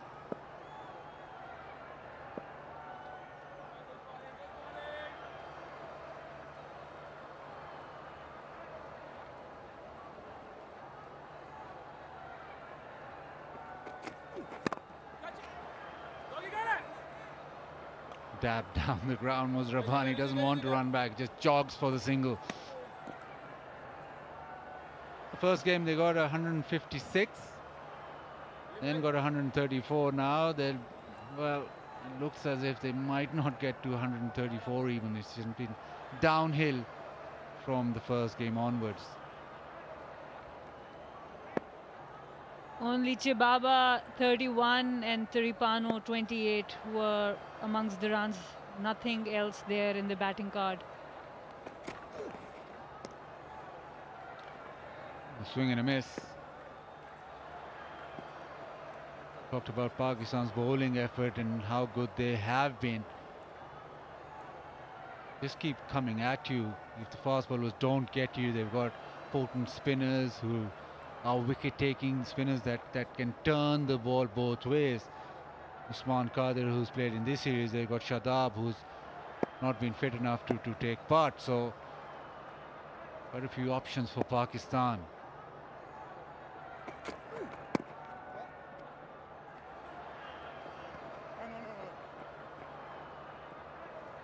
They're developing into now, they had a little dip in T20s and now they're developing back to that top side. It's always really good to see Rizwan on the field. He's so agile, running all across the ground as a keeper, very active there. And yes, now Pakistan is again developing into a unit. They were world #1 at one point, then at some point lost the way, and now rebuilding again. Definitely Zimbabwe is not the team that will help us assess it very correctly. But yes, there will be some indications of in which direction the team should be heading.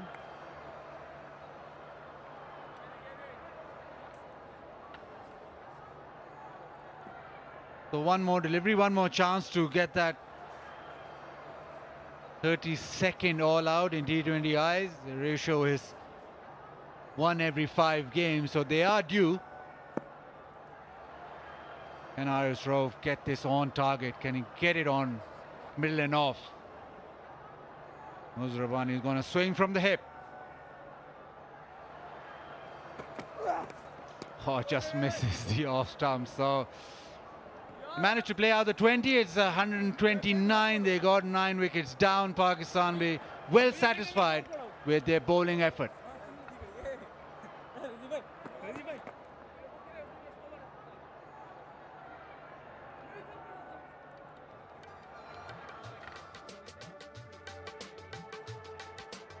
Iris Rove bowled well, but those spinners who really did the damage. Usman Kadir, Imad Wasim. And after the first 20 overs, Pakistan holding the big advantage. And the team in top form bowling wise, and a team which is looking very, very confident.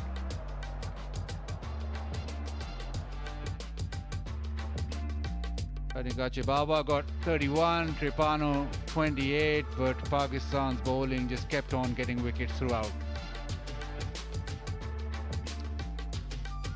Not a lot of partnerships either, just that 33 of 20 Wellington, Masakadza and Tripano, and that meant it was 129 for 9.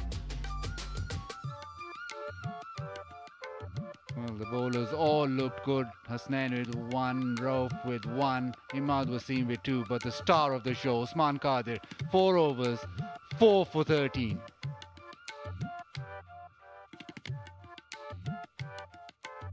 So Pakistan set 130 to win at 6.5 per over.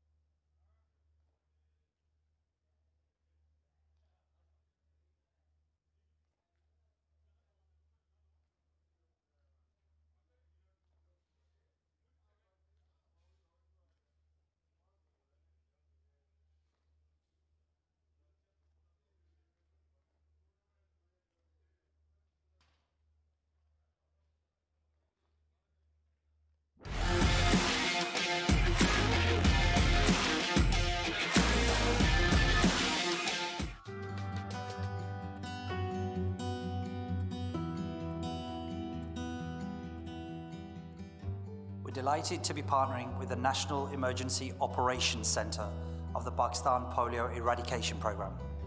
It's very important that we continue to raise awareness, promote acceptance of vaccines, and do everything that we can to protect our children from polio. Together with cricket and the platform that we have, we can raise awareness, use the vehicle of cricket to promote and raise awareness about polio.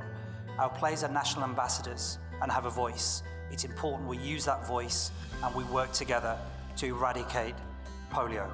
यकीनन इसकी वजह से हमारे वालिदैन जो कि हमारे खिलाड़ियों के साथ बेइंतहा मोहब्बत करते हैं, उनकी तरफ से जब एक पॉजिटिव पैगाम जाएगा, उसकी वजह से वो इस अमर को यकीनी बनाएंगे कि उनका हर बच्चा जो है वो ना सिर्फ पोलियो बल्कि तमाम तर जो हमारी वैक्सीन प्रिवेंटेबल डिजीज़ हैं उसके ख़िलाफ़ वो इफ़ेक्टिव वैक्सीन्स के बर वक्त इस्तेमाल के ज़रिए वो उन बीमारियों से मुकम्मल तौर पर महफूज रह सके।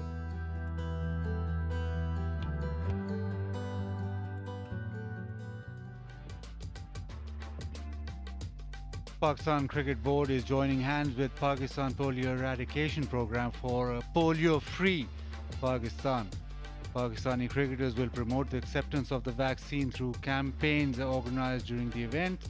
Polio can be prevented through immunization, and the partnership aims to encourage parents to get their kids vaccinated. Very important, Pakistan becomes polio-free.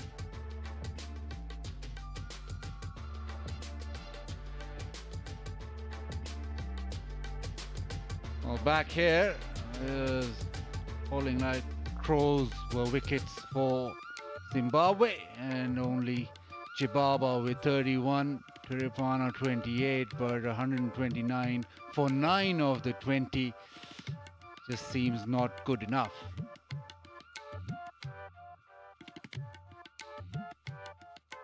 Well, Zimbabwe elected to bat first, and they started off nicely. Chibaba driving the ball down the ground, timed the ball well, cut short, worked tremendously, and even Brendan Taylor looked as if he was set for a good score, but a flick into the leg side and taken by Hush still meant that the first wicket was lost, and after that terrific delivery by Haris Sohail, getting the ball to just nip away from Irwin, and Pakistan started to turn the screw. Wesley came in, as he's done all series, timed the ball well.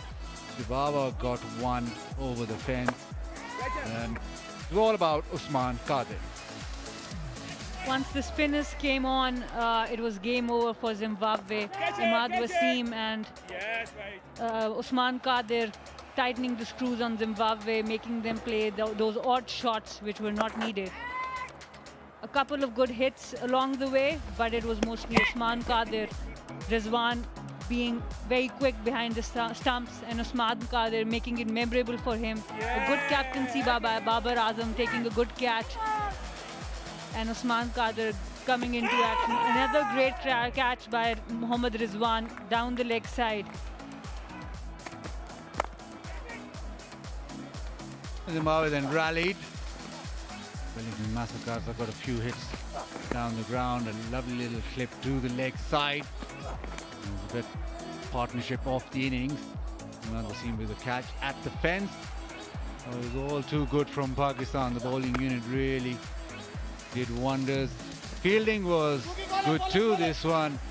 A terrific take from Fakhr, making sure that Zimbabwe never really got their innings to a huge start or a huge end. Well, the star of the show, Usman Qadir, 4 for 13, 16 dot balls, the leg break, the googly working well. 129 they got, and just a fall of wickets, consistent fall of wickets, as has been the story of the series. Pakistan then, of their 20, will require 130, and it'll be at a rate of 6.5 per over. Umpires now walking in, Ehsan Raza, Aleem Dar, and Pakistan will be very confident with the chase.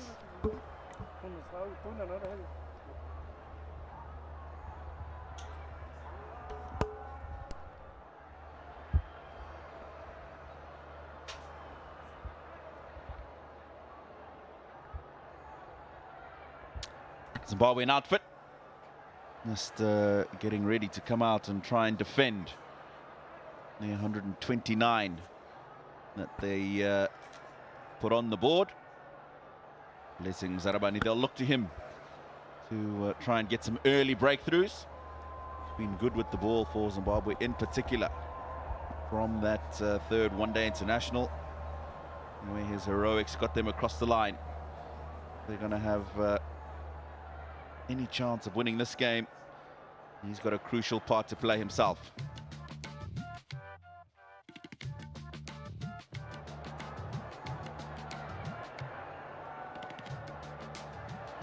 Big smile on the captain's face, Chamuch Baba. He'll definitely be hoping that his opening pair will try and get some early inroads. Abdullah Shafiq, his 10th match, 358 runs, a good average, 44.75.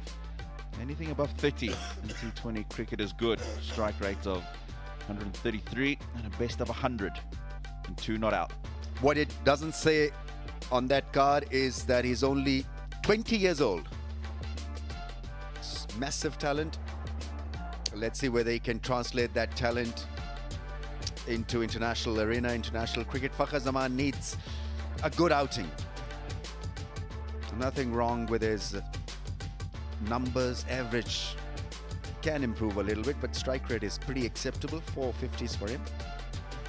Best of 91. When he plays, then he's the king out there.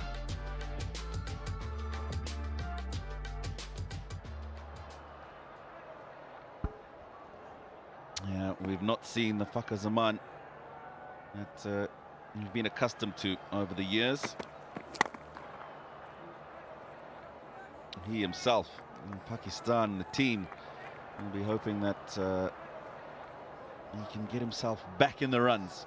He is so dangerous when he gets going. It needs to be instinctive. There's no point of him being cautious out there to get some runs. I think it's got to be as instinctive as possible, but pick the right ball to hit. I think that is what he needs to do. Just don't go wild with your shot selection. Off the mark, quick single. Close thing, close shave, but I think he would have made his ground in the end. That's a good call. Dead bat called early. Craig Urban's quick. I think he would have been home, Fakhar Zaman. Maybe a little tight.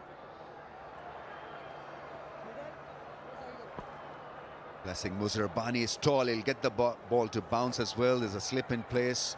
Abdullah Shafiq on debut. He scored a century on his T20 debut in domestic cricket.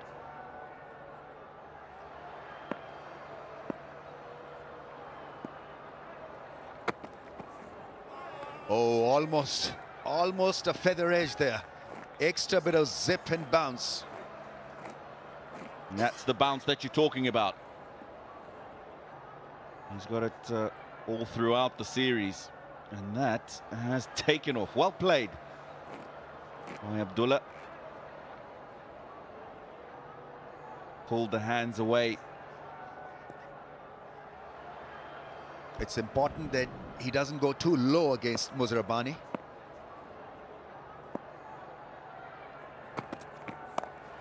Off the mark with a stylish shot.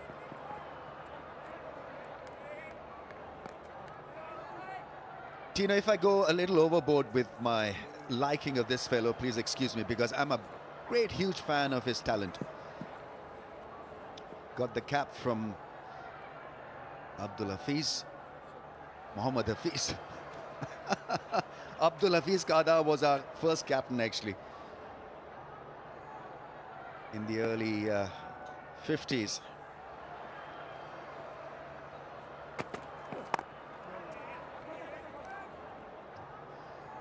Late call, but they pinch a single.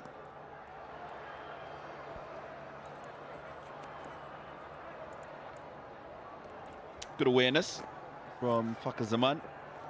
Had the man at deep square leg, so there was bit of space in mid-wicket. ELTON CHIGUMBURA was a bit back on the circle at mid-on.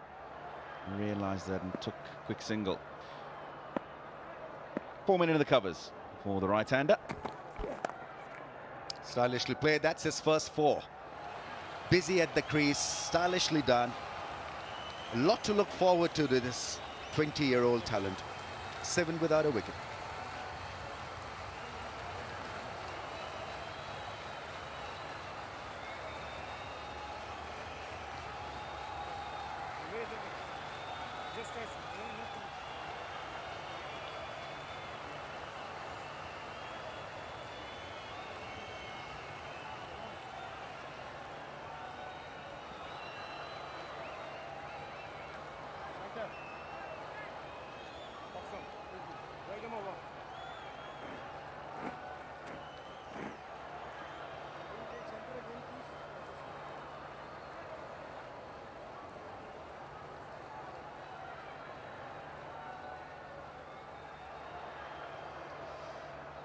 One, 2, 3 needed in 114 balls.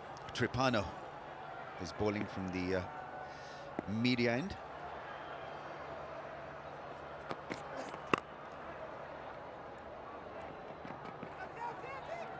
Fakhar is extremely fit. Gets back quickly for the second.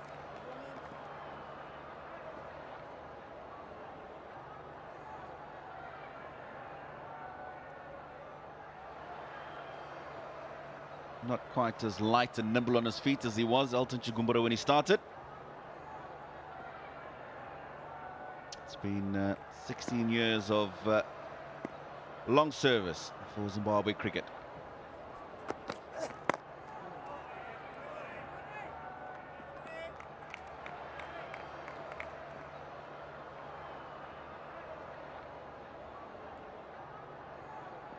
Of course, announced his retirement from the international game, ELTON CHIGUMBURA,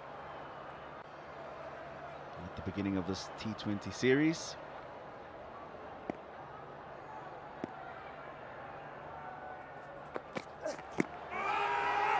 A little bit of an inside edge, I think. It sounded woody. They're not going to go for a review here. The DRS timer is on.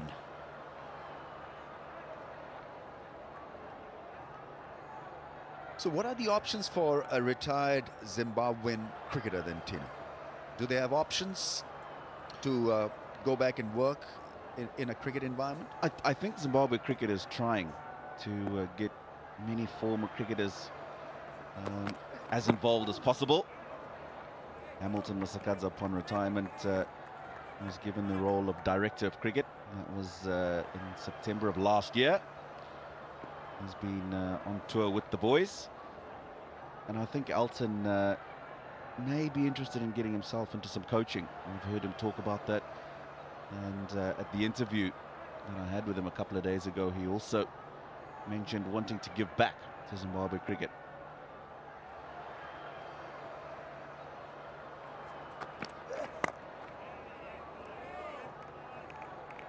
He's come through Zimbabwe cricket. Young player. He was thrust into the side when a few of the players left way back in 2004, just after the Under-19 World Cup, along with Brendan Taylor, Sean Williams, who are both in this team. So played a lot of his cricket during tough times for Zimbabwe cricket. That's Hamilton Masakadza in the suit on the left, and so I think he understands the situation Zimbabwe cricket's gone through and the direction that they need to go, and I think he's got a lot to offer. Very tight over this from Tripano, just 2 from it, 9 without a wicket.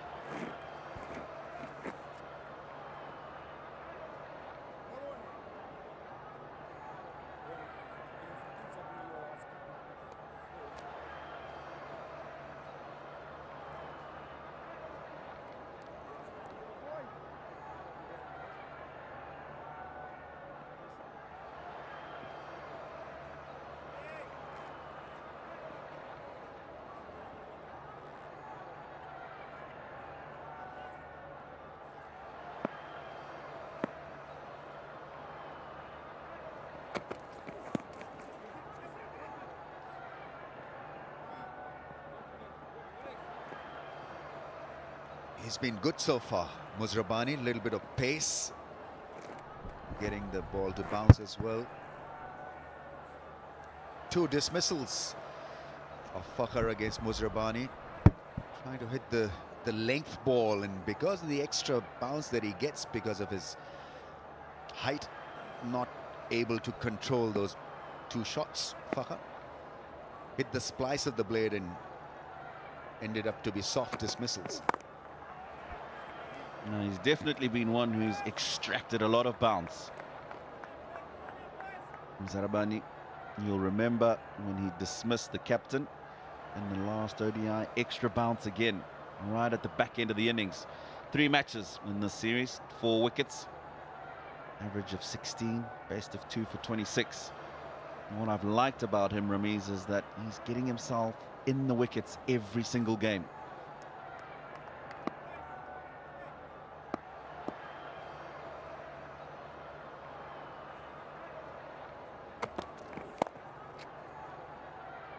Nicely timed. You don't bowl there because it's such a sweet square cutter of the ball. Timing was flawless as well. Hardly seemed to have hit this one. Got on top of the bounce, good roll of the wrist, kept it along the carpet. You don't want to be giving Fakhr width outside the off stump. Even that had a bit of extra bounce, but got himself over the top of that nicely.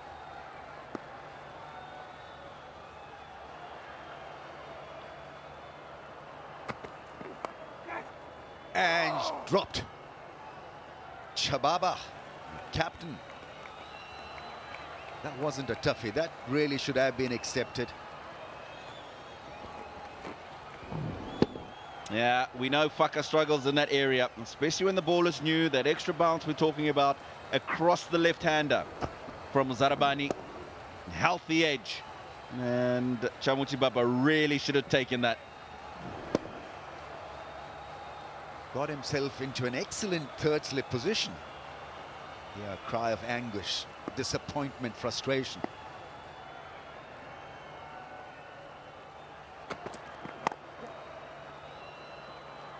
It takes a bit of doing to adjust to that higher bounce.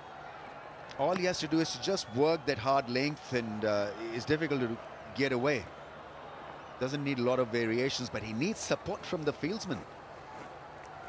An opportunity created and grasped. It's a good ball. Really regulation that for a slip fielder.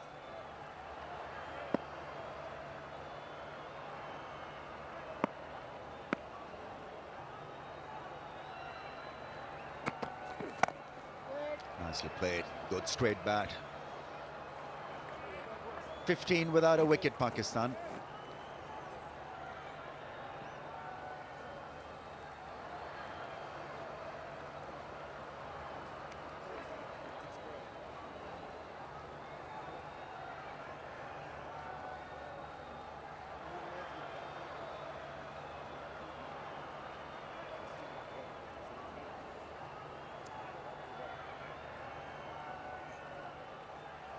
Ready?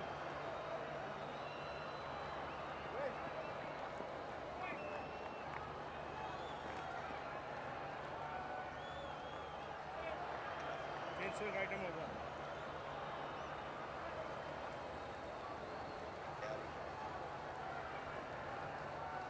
$15 without a wicket. Pakistan could easily have been 15 for 1. Straightforward dolly dropped by Chababa in the slips. Fakhr is on strike to Faraz.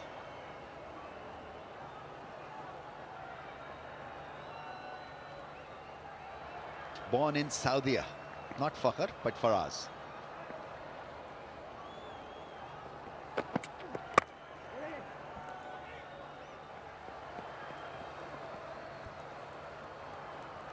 Big in-swinger to the right-hander. There's Faraz Akram. He'll take it away from the left-hander. Very medium pace.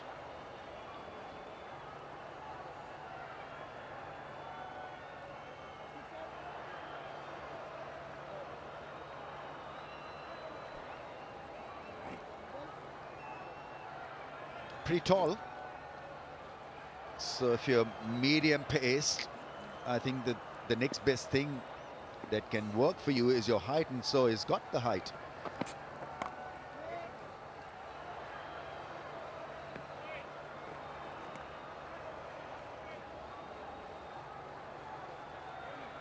All full pitch deliveries so far. Hasn't hit the harder length. I think he could get extra bit of bounce like Muzrabani if he hits that harder patch off the strip.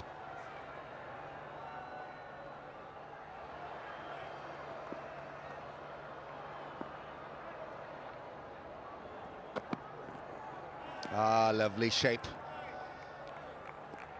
A little hesitant around that off stump. Abdullah Shafiq. Ah, lovely ball.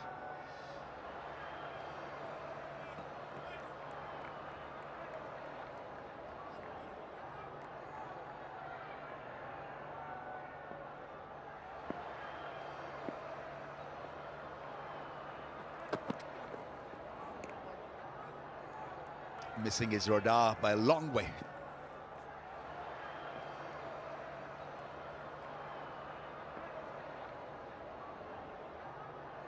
Thing with young rookie is that you need to show patience. Don't put him under any undue pressure. Oh, almost got the better of the batsman. Nice slant into the stumps this time. Almost yocking the batsman. And he definitely gets good shape on the ball. Akram been a little bit full in his length. I'd like to see him pull that length back a little bit and get that ball pitching just outside that off stump. You also saw, I think, I'm sure you saw the front foot movement from that camera angle, the front foot going towards cover area rather than down the pitch. That's why he got himself into a bit of a tangle, had to play across the line of the ball.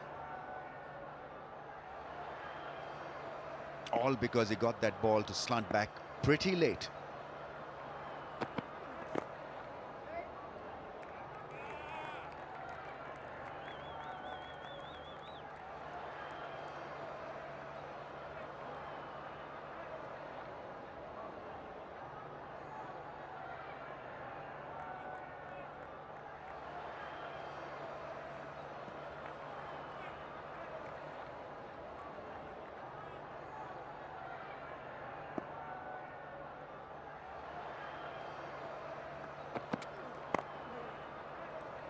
Quick call. Nice single. Slow start by Pakistan, but the opening pair is still intact, 19 without a wicket.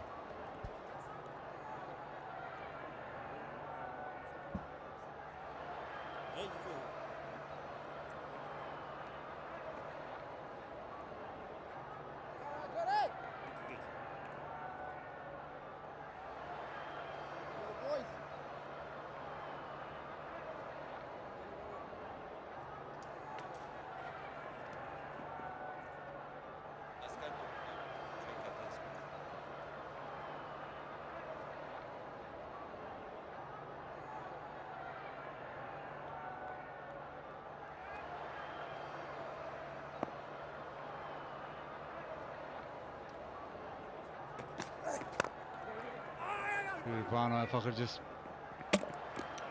gets through for a single. The opportunity for Fakhr Zaman, especially, he's not had a great time in T20 cricket in the recent past.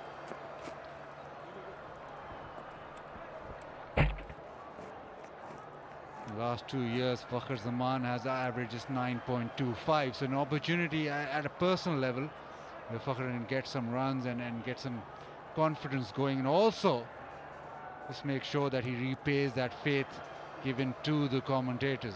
Oh, sorry, given by the selectors. I'm just baffled by what's happening there. It's the stump's been broken. Has the camera been broken or not? Abdullah Shafiq chances his arm, tries to go over extra outer half of the bat, just get a couple of runs. But Sanat, 12 innings, and 111 runs for Fakhr at 9.25 last 2 years. This is Abdullah Shafiq now slashing it outside off. Lucky 2 runs for him. Really happy to see him at the crease making the debut. Yes, Fakhr's form is a big concern for Pakistan. He has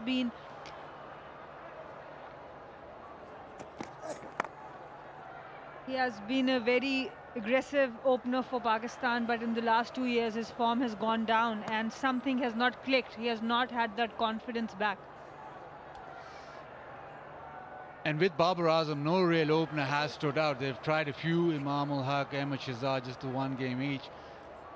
Ehsan Ali, 2 games, but Fakhr, before today, 12 innings and 9.25 the average, so might be an easy innings or might be an easy chase, but in that there's pressure on Fakhr Zaman to perform. He's given himself a chance, and with that chance comes those executions, smashed down the ground. Fakhr Zaman loves to come down the ground and hit it out of the park. This is his go-to shot, walking down to the bowler, great arm extension, and 85 meters 6 for Fakhr Zaman.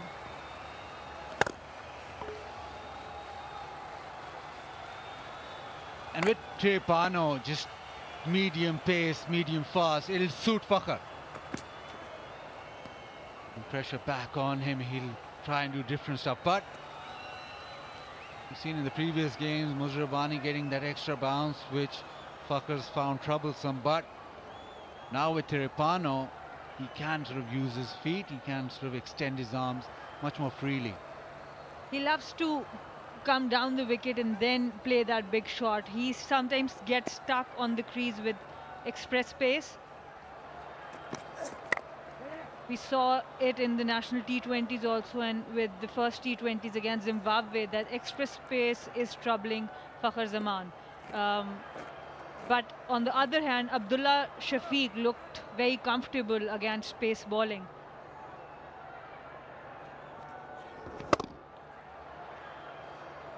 He used his feet and smashed it down the ground. That's the Fakhr of old. It's a new opening partnership with Abdullah Shafiq being given the opportunity on his debut.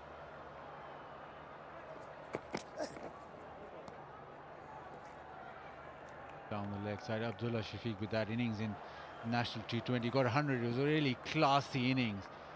He looks to have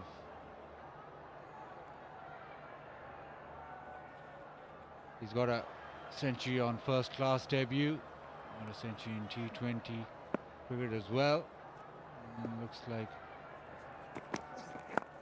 a very organized player, and with that organization he can clip it into the leg side and end the 5th over with a couple of runs. It's 34 without loss.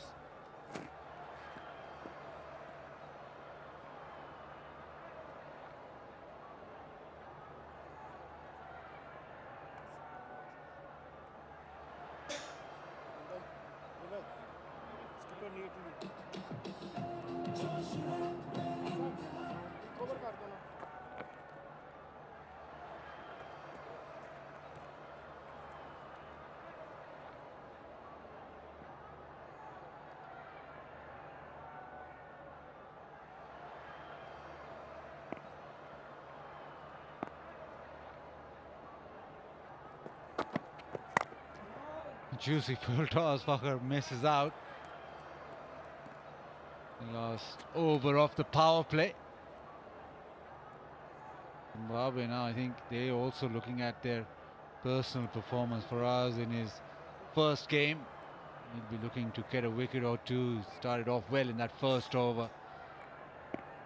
The opportunity is just to nip the ball away from Fakhr Zaman. This series was a perfect setting for Fakhr Zaman to get back into form, to get the pressure off, but he has been unable to use his opportunity well. We know he's an aggressive batter, but he has not been able, even though he's made 20 runs, but as a T20 opener in modern day cricket, run a ball is not something that you want to look at. You want your openers to score above 120. Slow one. Abdullah Shafiq was through the shot. A slow leg cutter. Wasn't picked. A very good ball by Faraz Akram. Abdullah Shafiq trying to hit it to the boundary. A good change of pace with the new ball by Akram.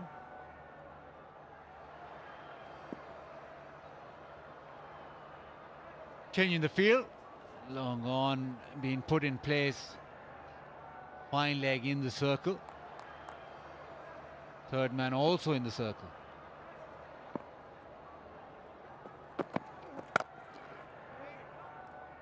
Full toss, and there's a couple of full tosses being missed out in this over, but sometimes in T20 cricket, when you've got a target of just over, well, about 6.5, just hang back, and maybe that's just not played into Abdullah Shafiq's hands, because if you're chasing a big target, it sort of frees you up sometimes. But that's where the teams who consistently score around 180, 200 runs are different, that they are going to chase this target like Pakistan did in the last T20. They chased 150 in 15 overs. That's the approach you need for modern day T20 cricket. This kind of batting is not going to help them develop themselves as openers for T20 in modern day cricket.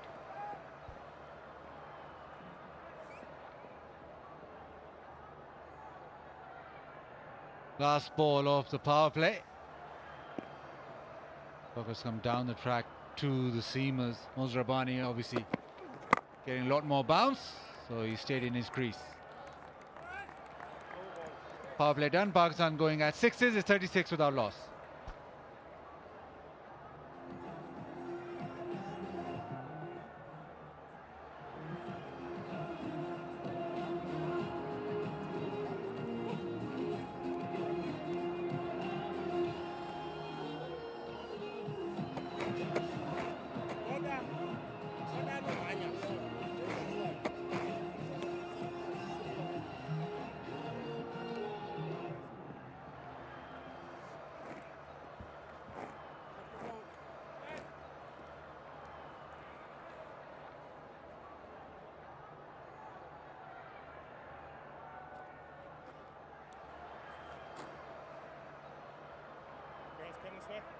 Mid-overs where Zimbabwe lost the plot. Lost 5 wickets, all to spin. Just on Abdullah Shafiq. Sometimes in T20, when you know you're chasing a big target, you are almost forced to play one way. Right now, it's for him, he'll be slightly double-minded. Do I just settle back, or do I play my shots and express myself? I think T20, the ideal opportunity to express yourself, but when you're chasing a moderate target, you then look at, well, it's my first game, maybe I just hang back. Yes, he has looked good. He has chipped away into the gaps for quick doubles, hasn't looked to hit the ball too hard, so he looks like quite confident and not trying to impress too much, which is a very good sign for us. He is playing to his strengths. Nice, Wes. That's your line, Wes.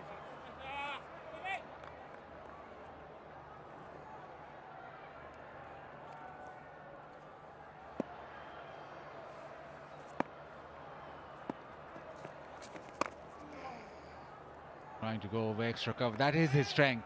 The inside out or over mid-off.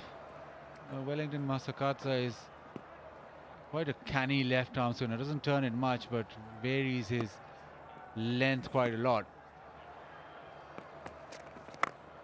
Fakhar Zaman with the spin, goes right down, deep mid-wicket's thrown. And the tough form for Fakhar Zaman continues. Tried to use his feet to the spinner, hit it too hard, hit it flat, and the fielder did not make any mistake. Takes a low catch, Fakhar Zaman gone. Out for 21 is 39 for 1.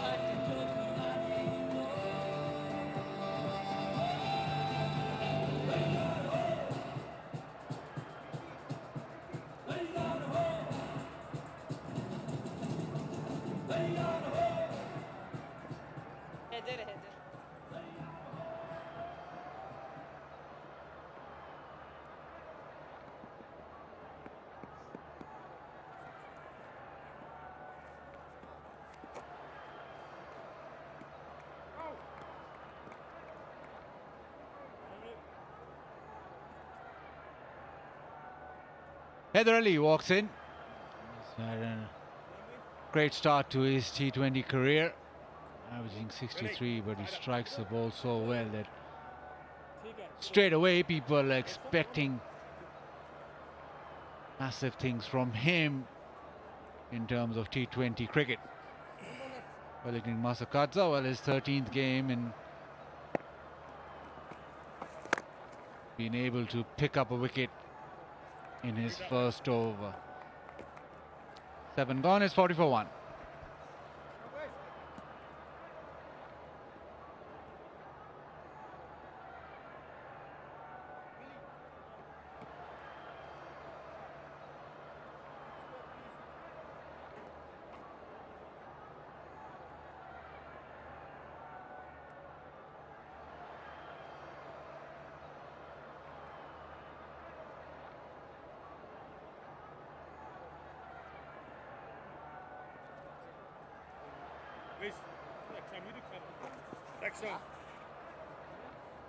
Good wicket.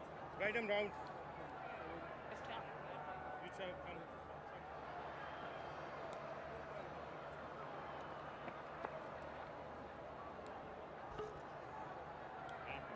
A wicket for Zimbabwe. Pakistan requires 6.9. The rest of the 13 overs. Wesley brought on and he's straight down the leg side. Be a couple of runs. Just his MADHEVERE is just his second over of the series, which is quite a surprise. Started with the wrong line and wrong length here. He has batted well, but some easy runs there and a good single by Heather Ali here.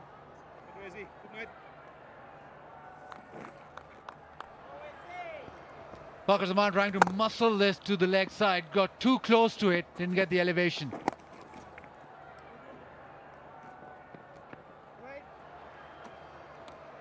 And the problem for Fakhar Zaman in T20 cricket continues. Quite exciting to see these two youngsters in the centre. You won't get LBW from there. Pitching outside leg, coming around the wicket to right-hand batter. It's very difficult to get an LBW decision from this angle.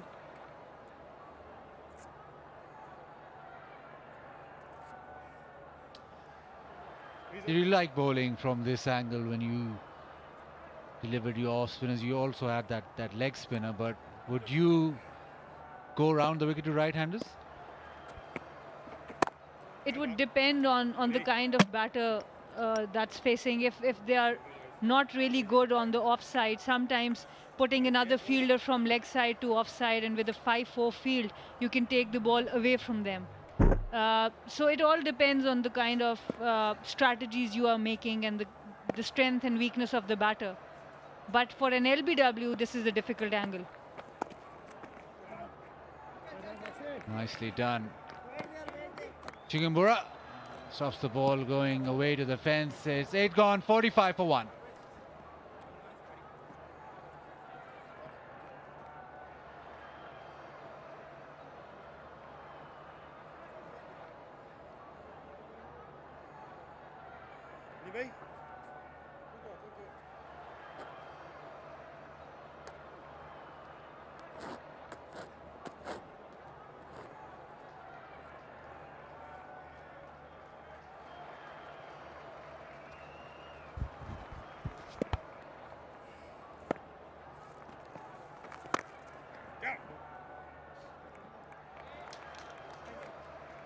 Pakistan now 45 for 1.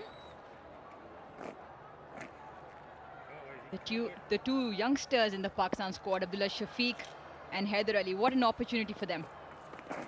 Catch! It was pure class and timing and flair from Haider in the previous match. Tino, how did you find him? He's a good player. He's got something about him. He's got a strut to himself. He's confident and he plays good, strong shots down the ground like that. That brings up Pakistan's 50. 52 for 1 now, 16 series sixes.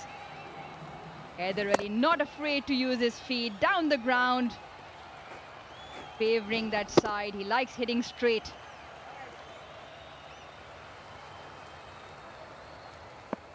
He gets the full extension of the arms, and that's why he strikes it so well. Good cricket. Nothing annoys a bowler more than a boundary or a 6, and then just a single to get off strike.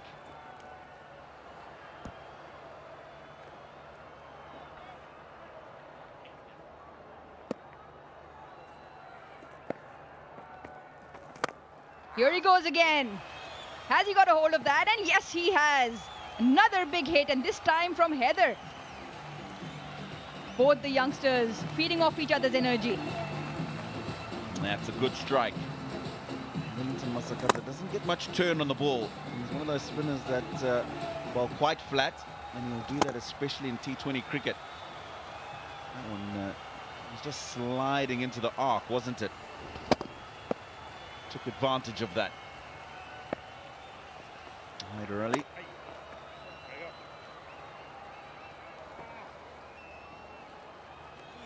Good over for Pakistan, 15 from it, 60 for 1.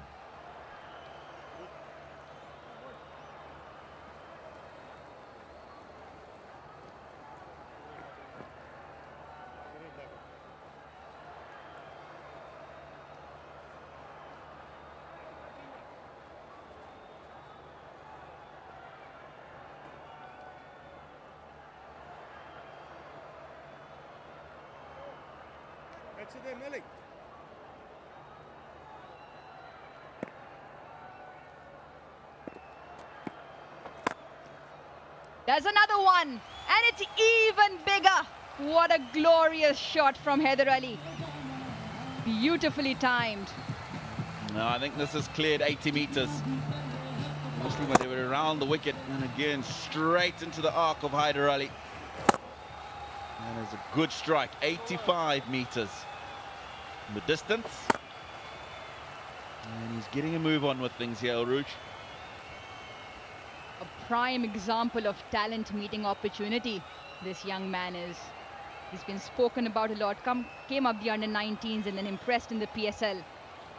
His scoring areas versus spin, favoring down the ground, particularly over long on. Glorious shot, that previous one.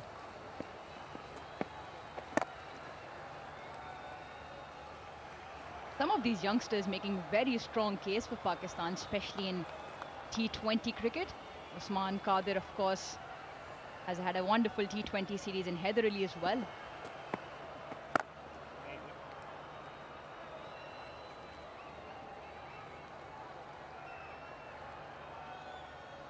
Yeah, loads of talent for Pakistan.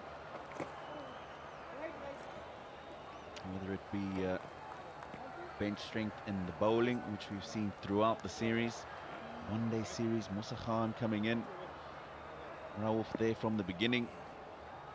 Usman Khadia with the leg spin and the batting as well. It's a good strike. Just be the one.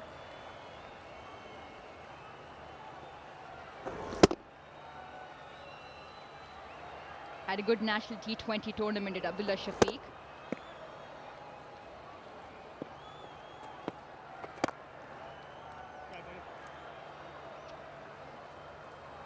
Nine off that over. Pakistan now 69 for 1.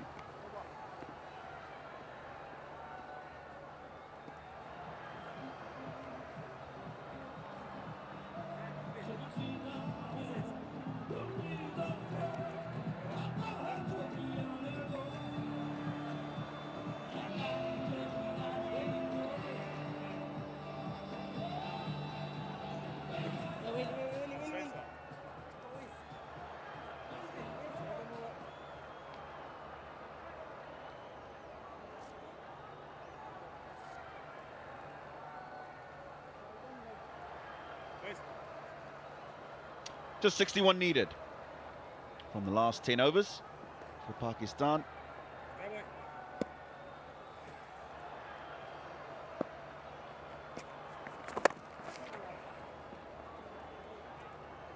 This be the one. 70 for 1. Zimbabwe comparatively at this stage 59 for 4.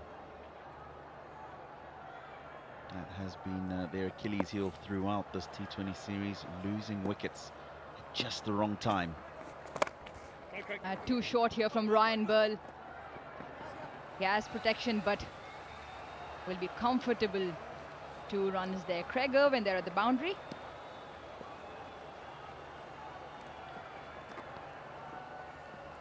Ryan Burl.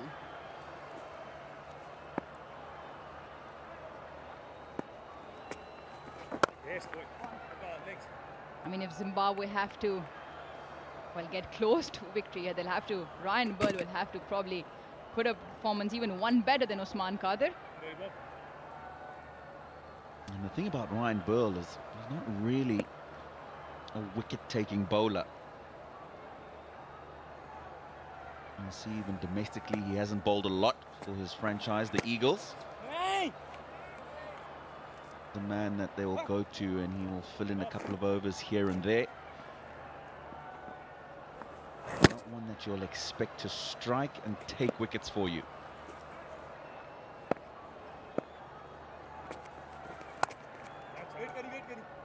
Straight to the man. 57 of the 55 now required.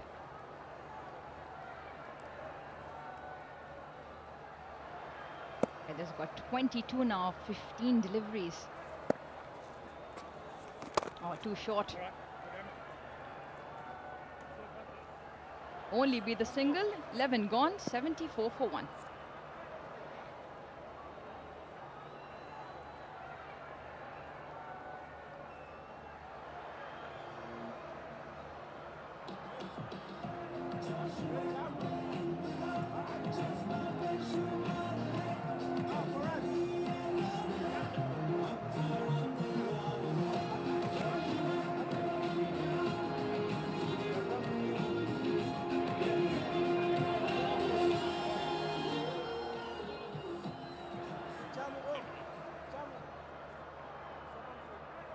Change, left him round.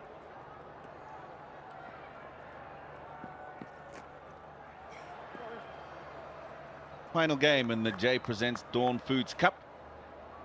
Zimbabwe winning the toss. Kamuchibaba electing to bat, 129 for 9. Zimbabwe got Pakistan in pursuit, 74 for 1. Will be called wide from umpire Hassan Raza. Milton Shumba, T20 international debut, young, exciting talent for Zimbabwe. Talking about young and exciting talent, you know, it's the first time in T20 internationals in Pakistan's history that 4 20-year-olds are playing in the same game.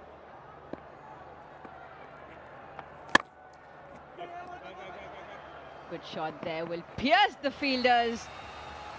Another glorious shot. Haider Ali is on fire. Now whiff from Milton Shumba. Haider Ali is not one you want to be giving too much of that. He's found the gap. Giving the man an extra cover. Sweeper on the boundary. Donald Tirupano. Good strike. And in good form.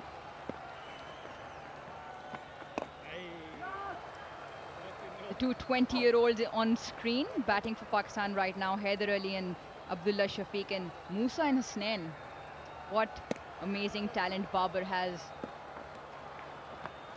Ooh, they've gone up and he's been given. He's walked off the batsman, Haider Ali. Yeah, he's not happy with himself. Milton Shumba comes in and picks up a wicket. Yeah, known more for his batting, Milton Shumba. But Zimbabwe will take the wicket.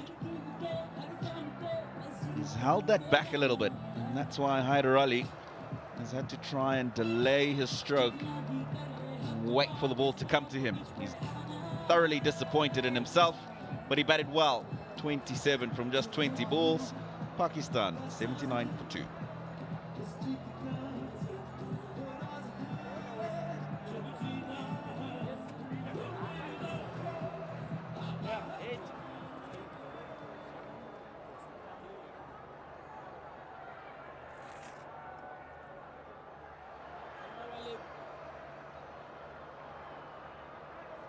Next one. Left arm round. Yes, stay up.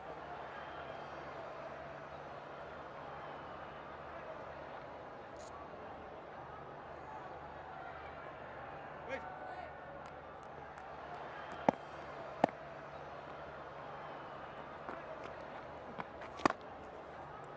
Pushdil Shah walks out into the middle and gets off the mark right away.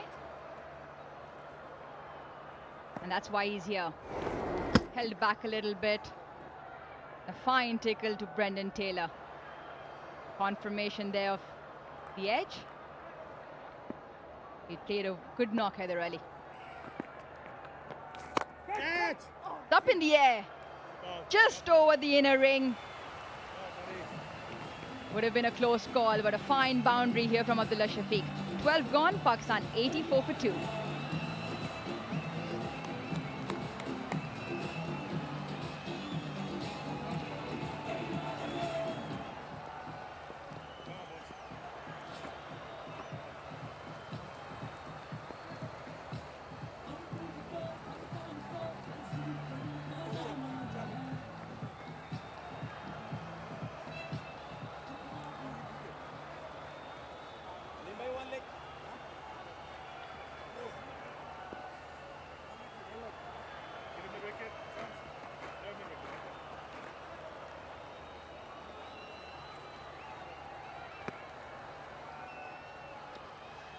Right then, 84 for the loss of 2. What's the term? Cakewalk?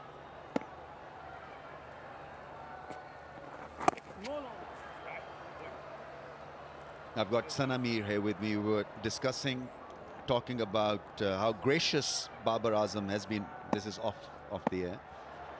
Not employing himself as an opener and exposing the strike to a couple of good young players.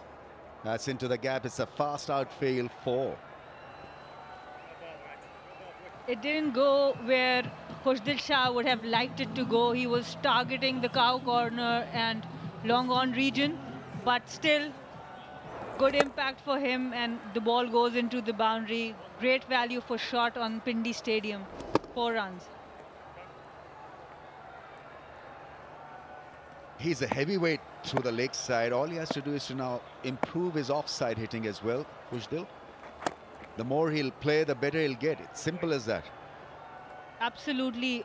The wagon wheel, if you could have the wagon wheel for the national T20, he has performed heavily there, and most of his runs were on the leg side in the long on mid-wicket region. Definitely at top level, you need to play all around the ground, 360 in order to make sure you perform consistently.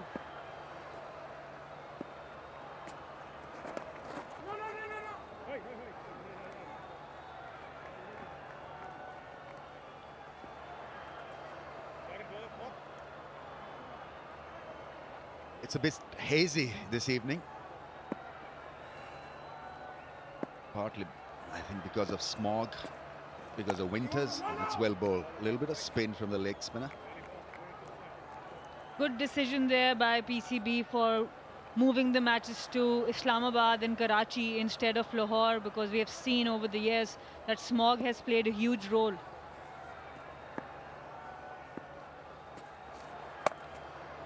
Cuts well, beautifully placed. Solid shot. 2 down for 93 at the end of the 13th, as we have another look at this lovely cut shot from a very fine young cricketer.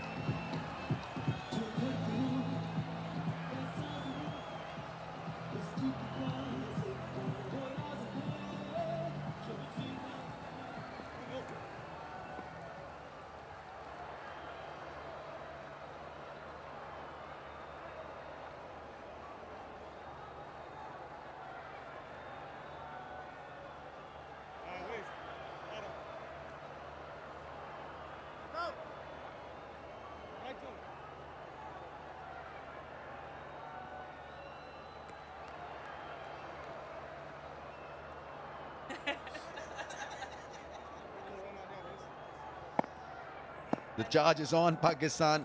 93 for the loss of 2. Full toss, deposited over the rope for 6. Khushdil Shah playing to his strengths, dispatching the juicy full toss to the maximum. In the deep mid-wicket region, the fielder had no chance. Good use of feet and great extension of the arms. Good use of the feet, made it into a full toss. Goes big, goes again for 6. Fabulous hitting. That's a big one. That's a 90-meter hit, that. Khushdil Shah getting an opportunity to bat in the third T20, and this is 100 up for Pakistan. A beautiful, big, majestic 6 for Khushdil Shah, 89 meters.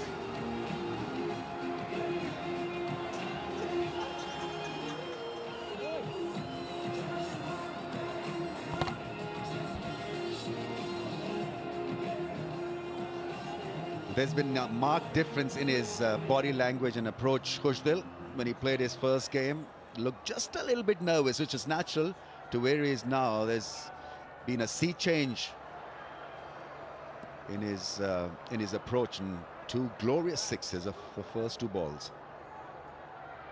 This is how you come back into the Pakistan team. It was really good for him to score all those runs in the national T20s just before Zimbabwe team, and I think he has damaged the ball a little bit by hitting it out of the ground. The umpires are checking it, so he's not allowed to pick the ball. Oh, and kicked the ball right on the head of the other bat. Oh, wanted to give it another big heave. Well, he's hit 41 6s this year, becoming the 3rd highest 6 hitter in all T20 cricket. So Pollard with 47, Andre Russell on 47, and then we've got Khushdil Shah just starting his career in international cricket, 41 6s.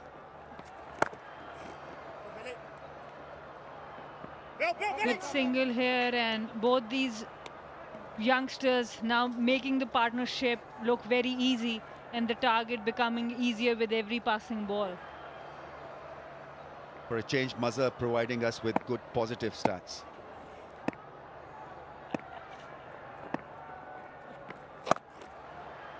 Usually is a statistician killjoy. That's hit so hard. 0.4. What a knock this is turning out to be. Khushdil Shah on 23 from what? 8? Khushdil Shah this time taking on the offside, cuts the ball into the gap, playing a cameo here, Khushdil Shah.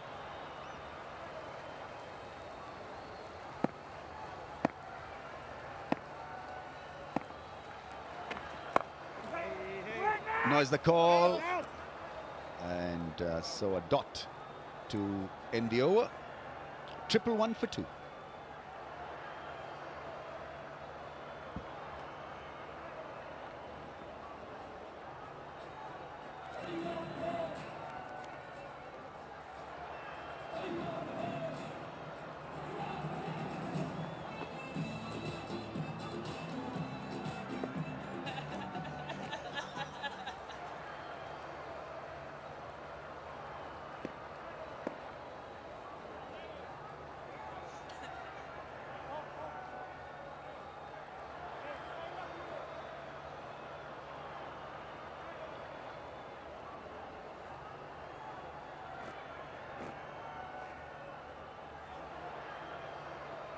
So Ryan BURL again with the ball here.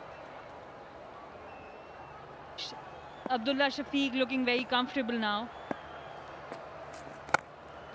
Inside out drive, beautifully struck. Just a glimpse of what we have on offer here in Abdullah Shafiq. What a talent he is. Absolutely brilliant. This is his trademark shot throughout the T20, national T20. He has made room for himself and went inside out, playing the shot with perfection. Great cricket.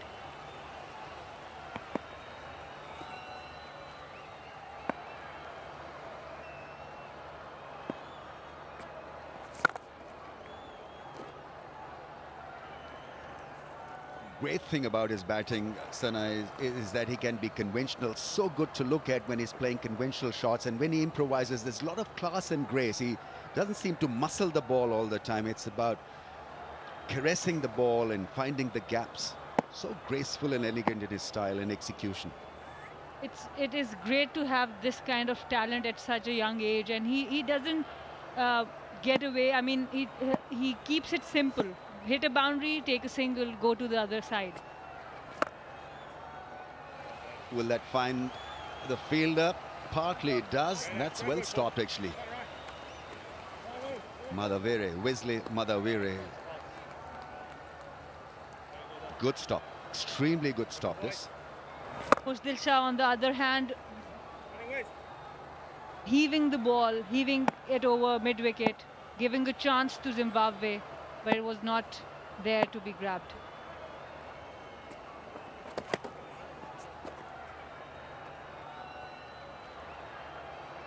It's not going to stop himself from teeing off, Khushdil.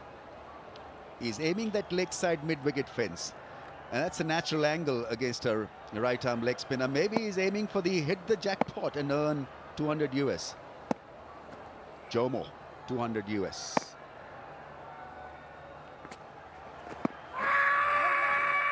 Aleem Dar is not pushed, unmoved. You were talking about MS Dhoni and reviews, and we can also talk about Aleem Dar. How many captains have taken reviews against his decisions, but he has always come on top. A great umpire for Pakistan.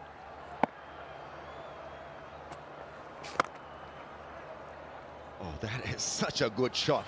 He adjusted, covered the set of stumps away towards the offside and hit it so hard down the ground. The end is nearing, just 7 away from a win here, Pakistan. 1, 2, 3 for 2. In fact, there's 1 ball left. You are in a hurry, more than Khushdil Shah here.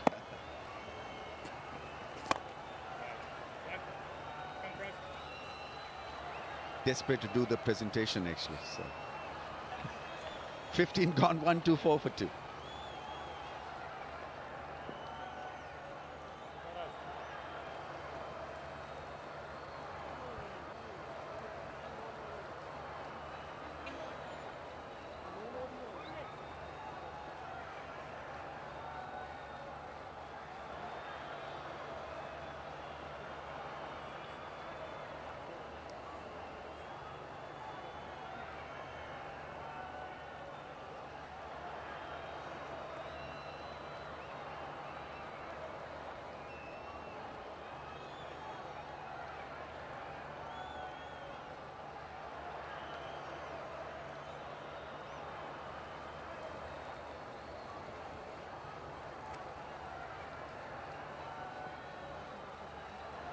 124 for the loss of 2. Just a strike away from wrapping this up. Pakistan 3-0. Difficult outing for Zimbabwe yet again. The last tour was in March against Bangladesh, lost every match there, and again just winning one one-day match, very exciting one day, but nothing else.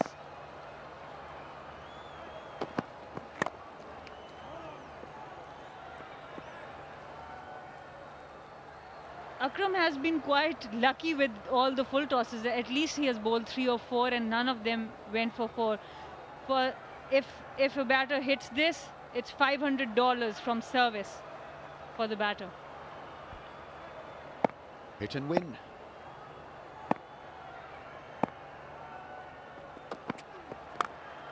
Goes big, goes for 6. Khushdil Shah ends it in grand style. Pakistan win the T20I series 3-0, and it's a very, very comprehensive win this.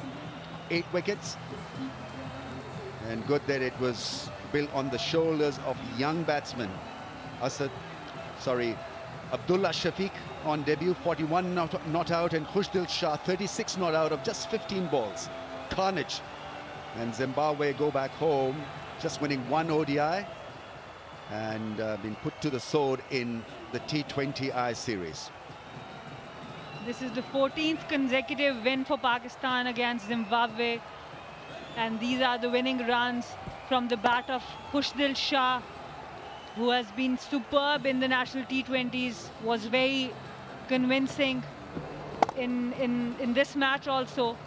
Big heave over long on, maximum, and Pakistan wins the series, whitewashes Zimbabwe in the T20s.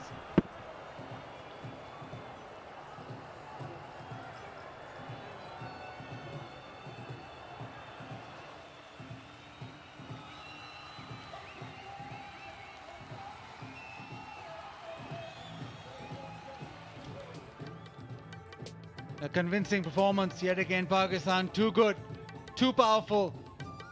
Bowling and batting. The bowling sets it up yet again. Zimbabwe winning the toss and batting first. 129 was never going to be enough. Oh, it's been Pakistan who've been dominating this whole series.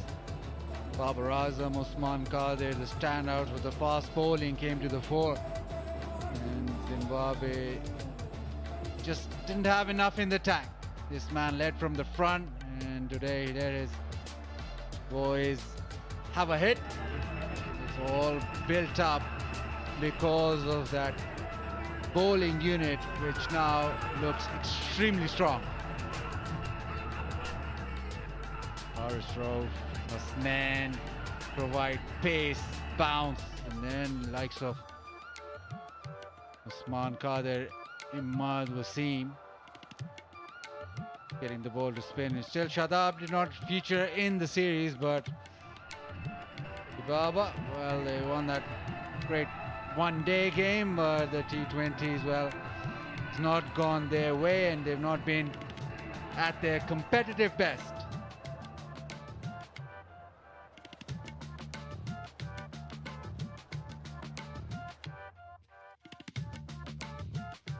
Pakistan chasing 129, did it in style.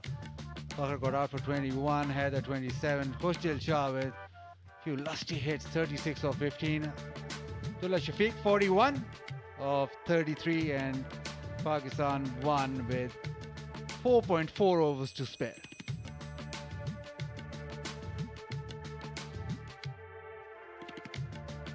Well, it's been all Pakistan in the series. They won 3-0. And it's not a lot to talk about in terms of bowling.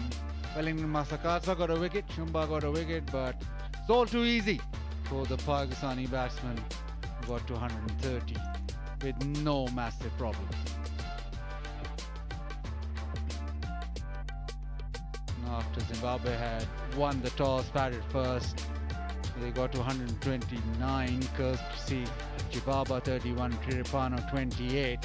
Imad Wasim got a couple of wickets, Hasnan won, but the star of the show, Usman Qadir, 4 for 13. Then Pakistan went about getting the target in just 15.2 overs. Pushed till 36 not out of just 15. Abdullah Shafiq 41 of 33. Pakistan won by 8 wickets, but don't go far away because we'll be back with the presentation.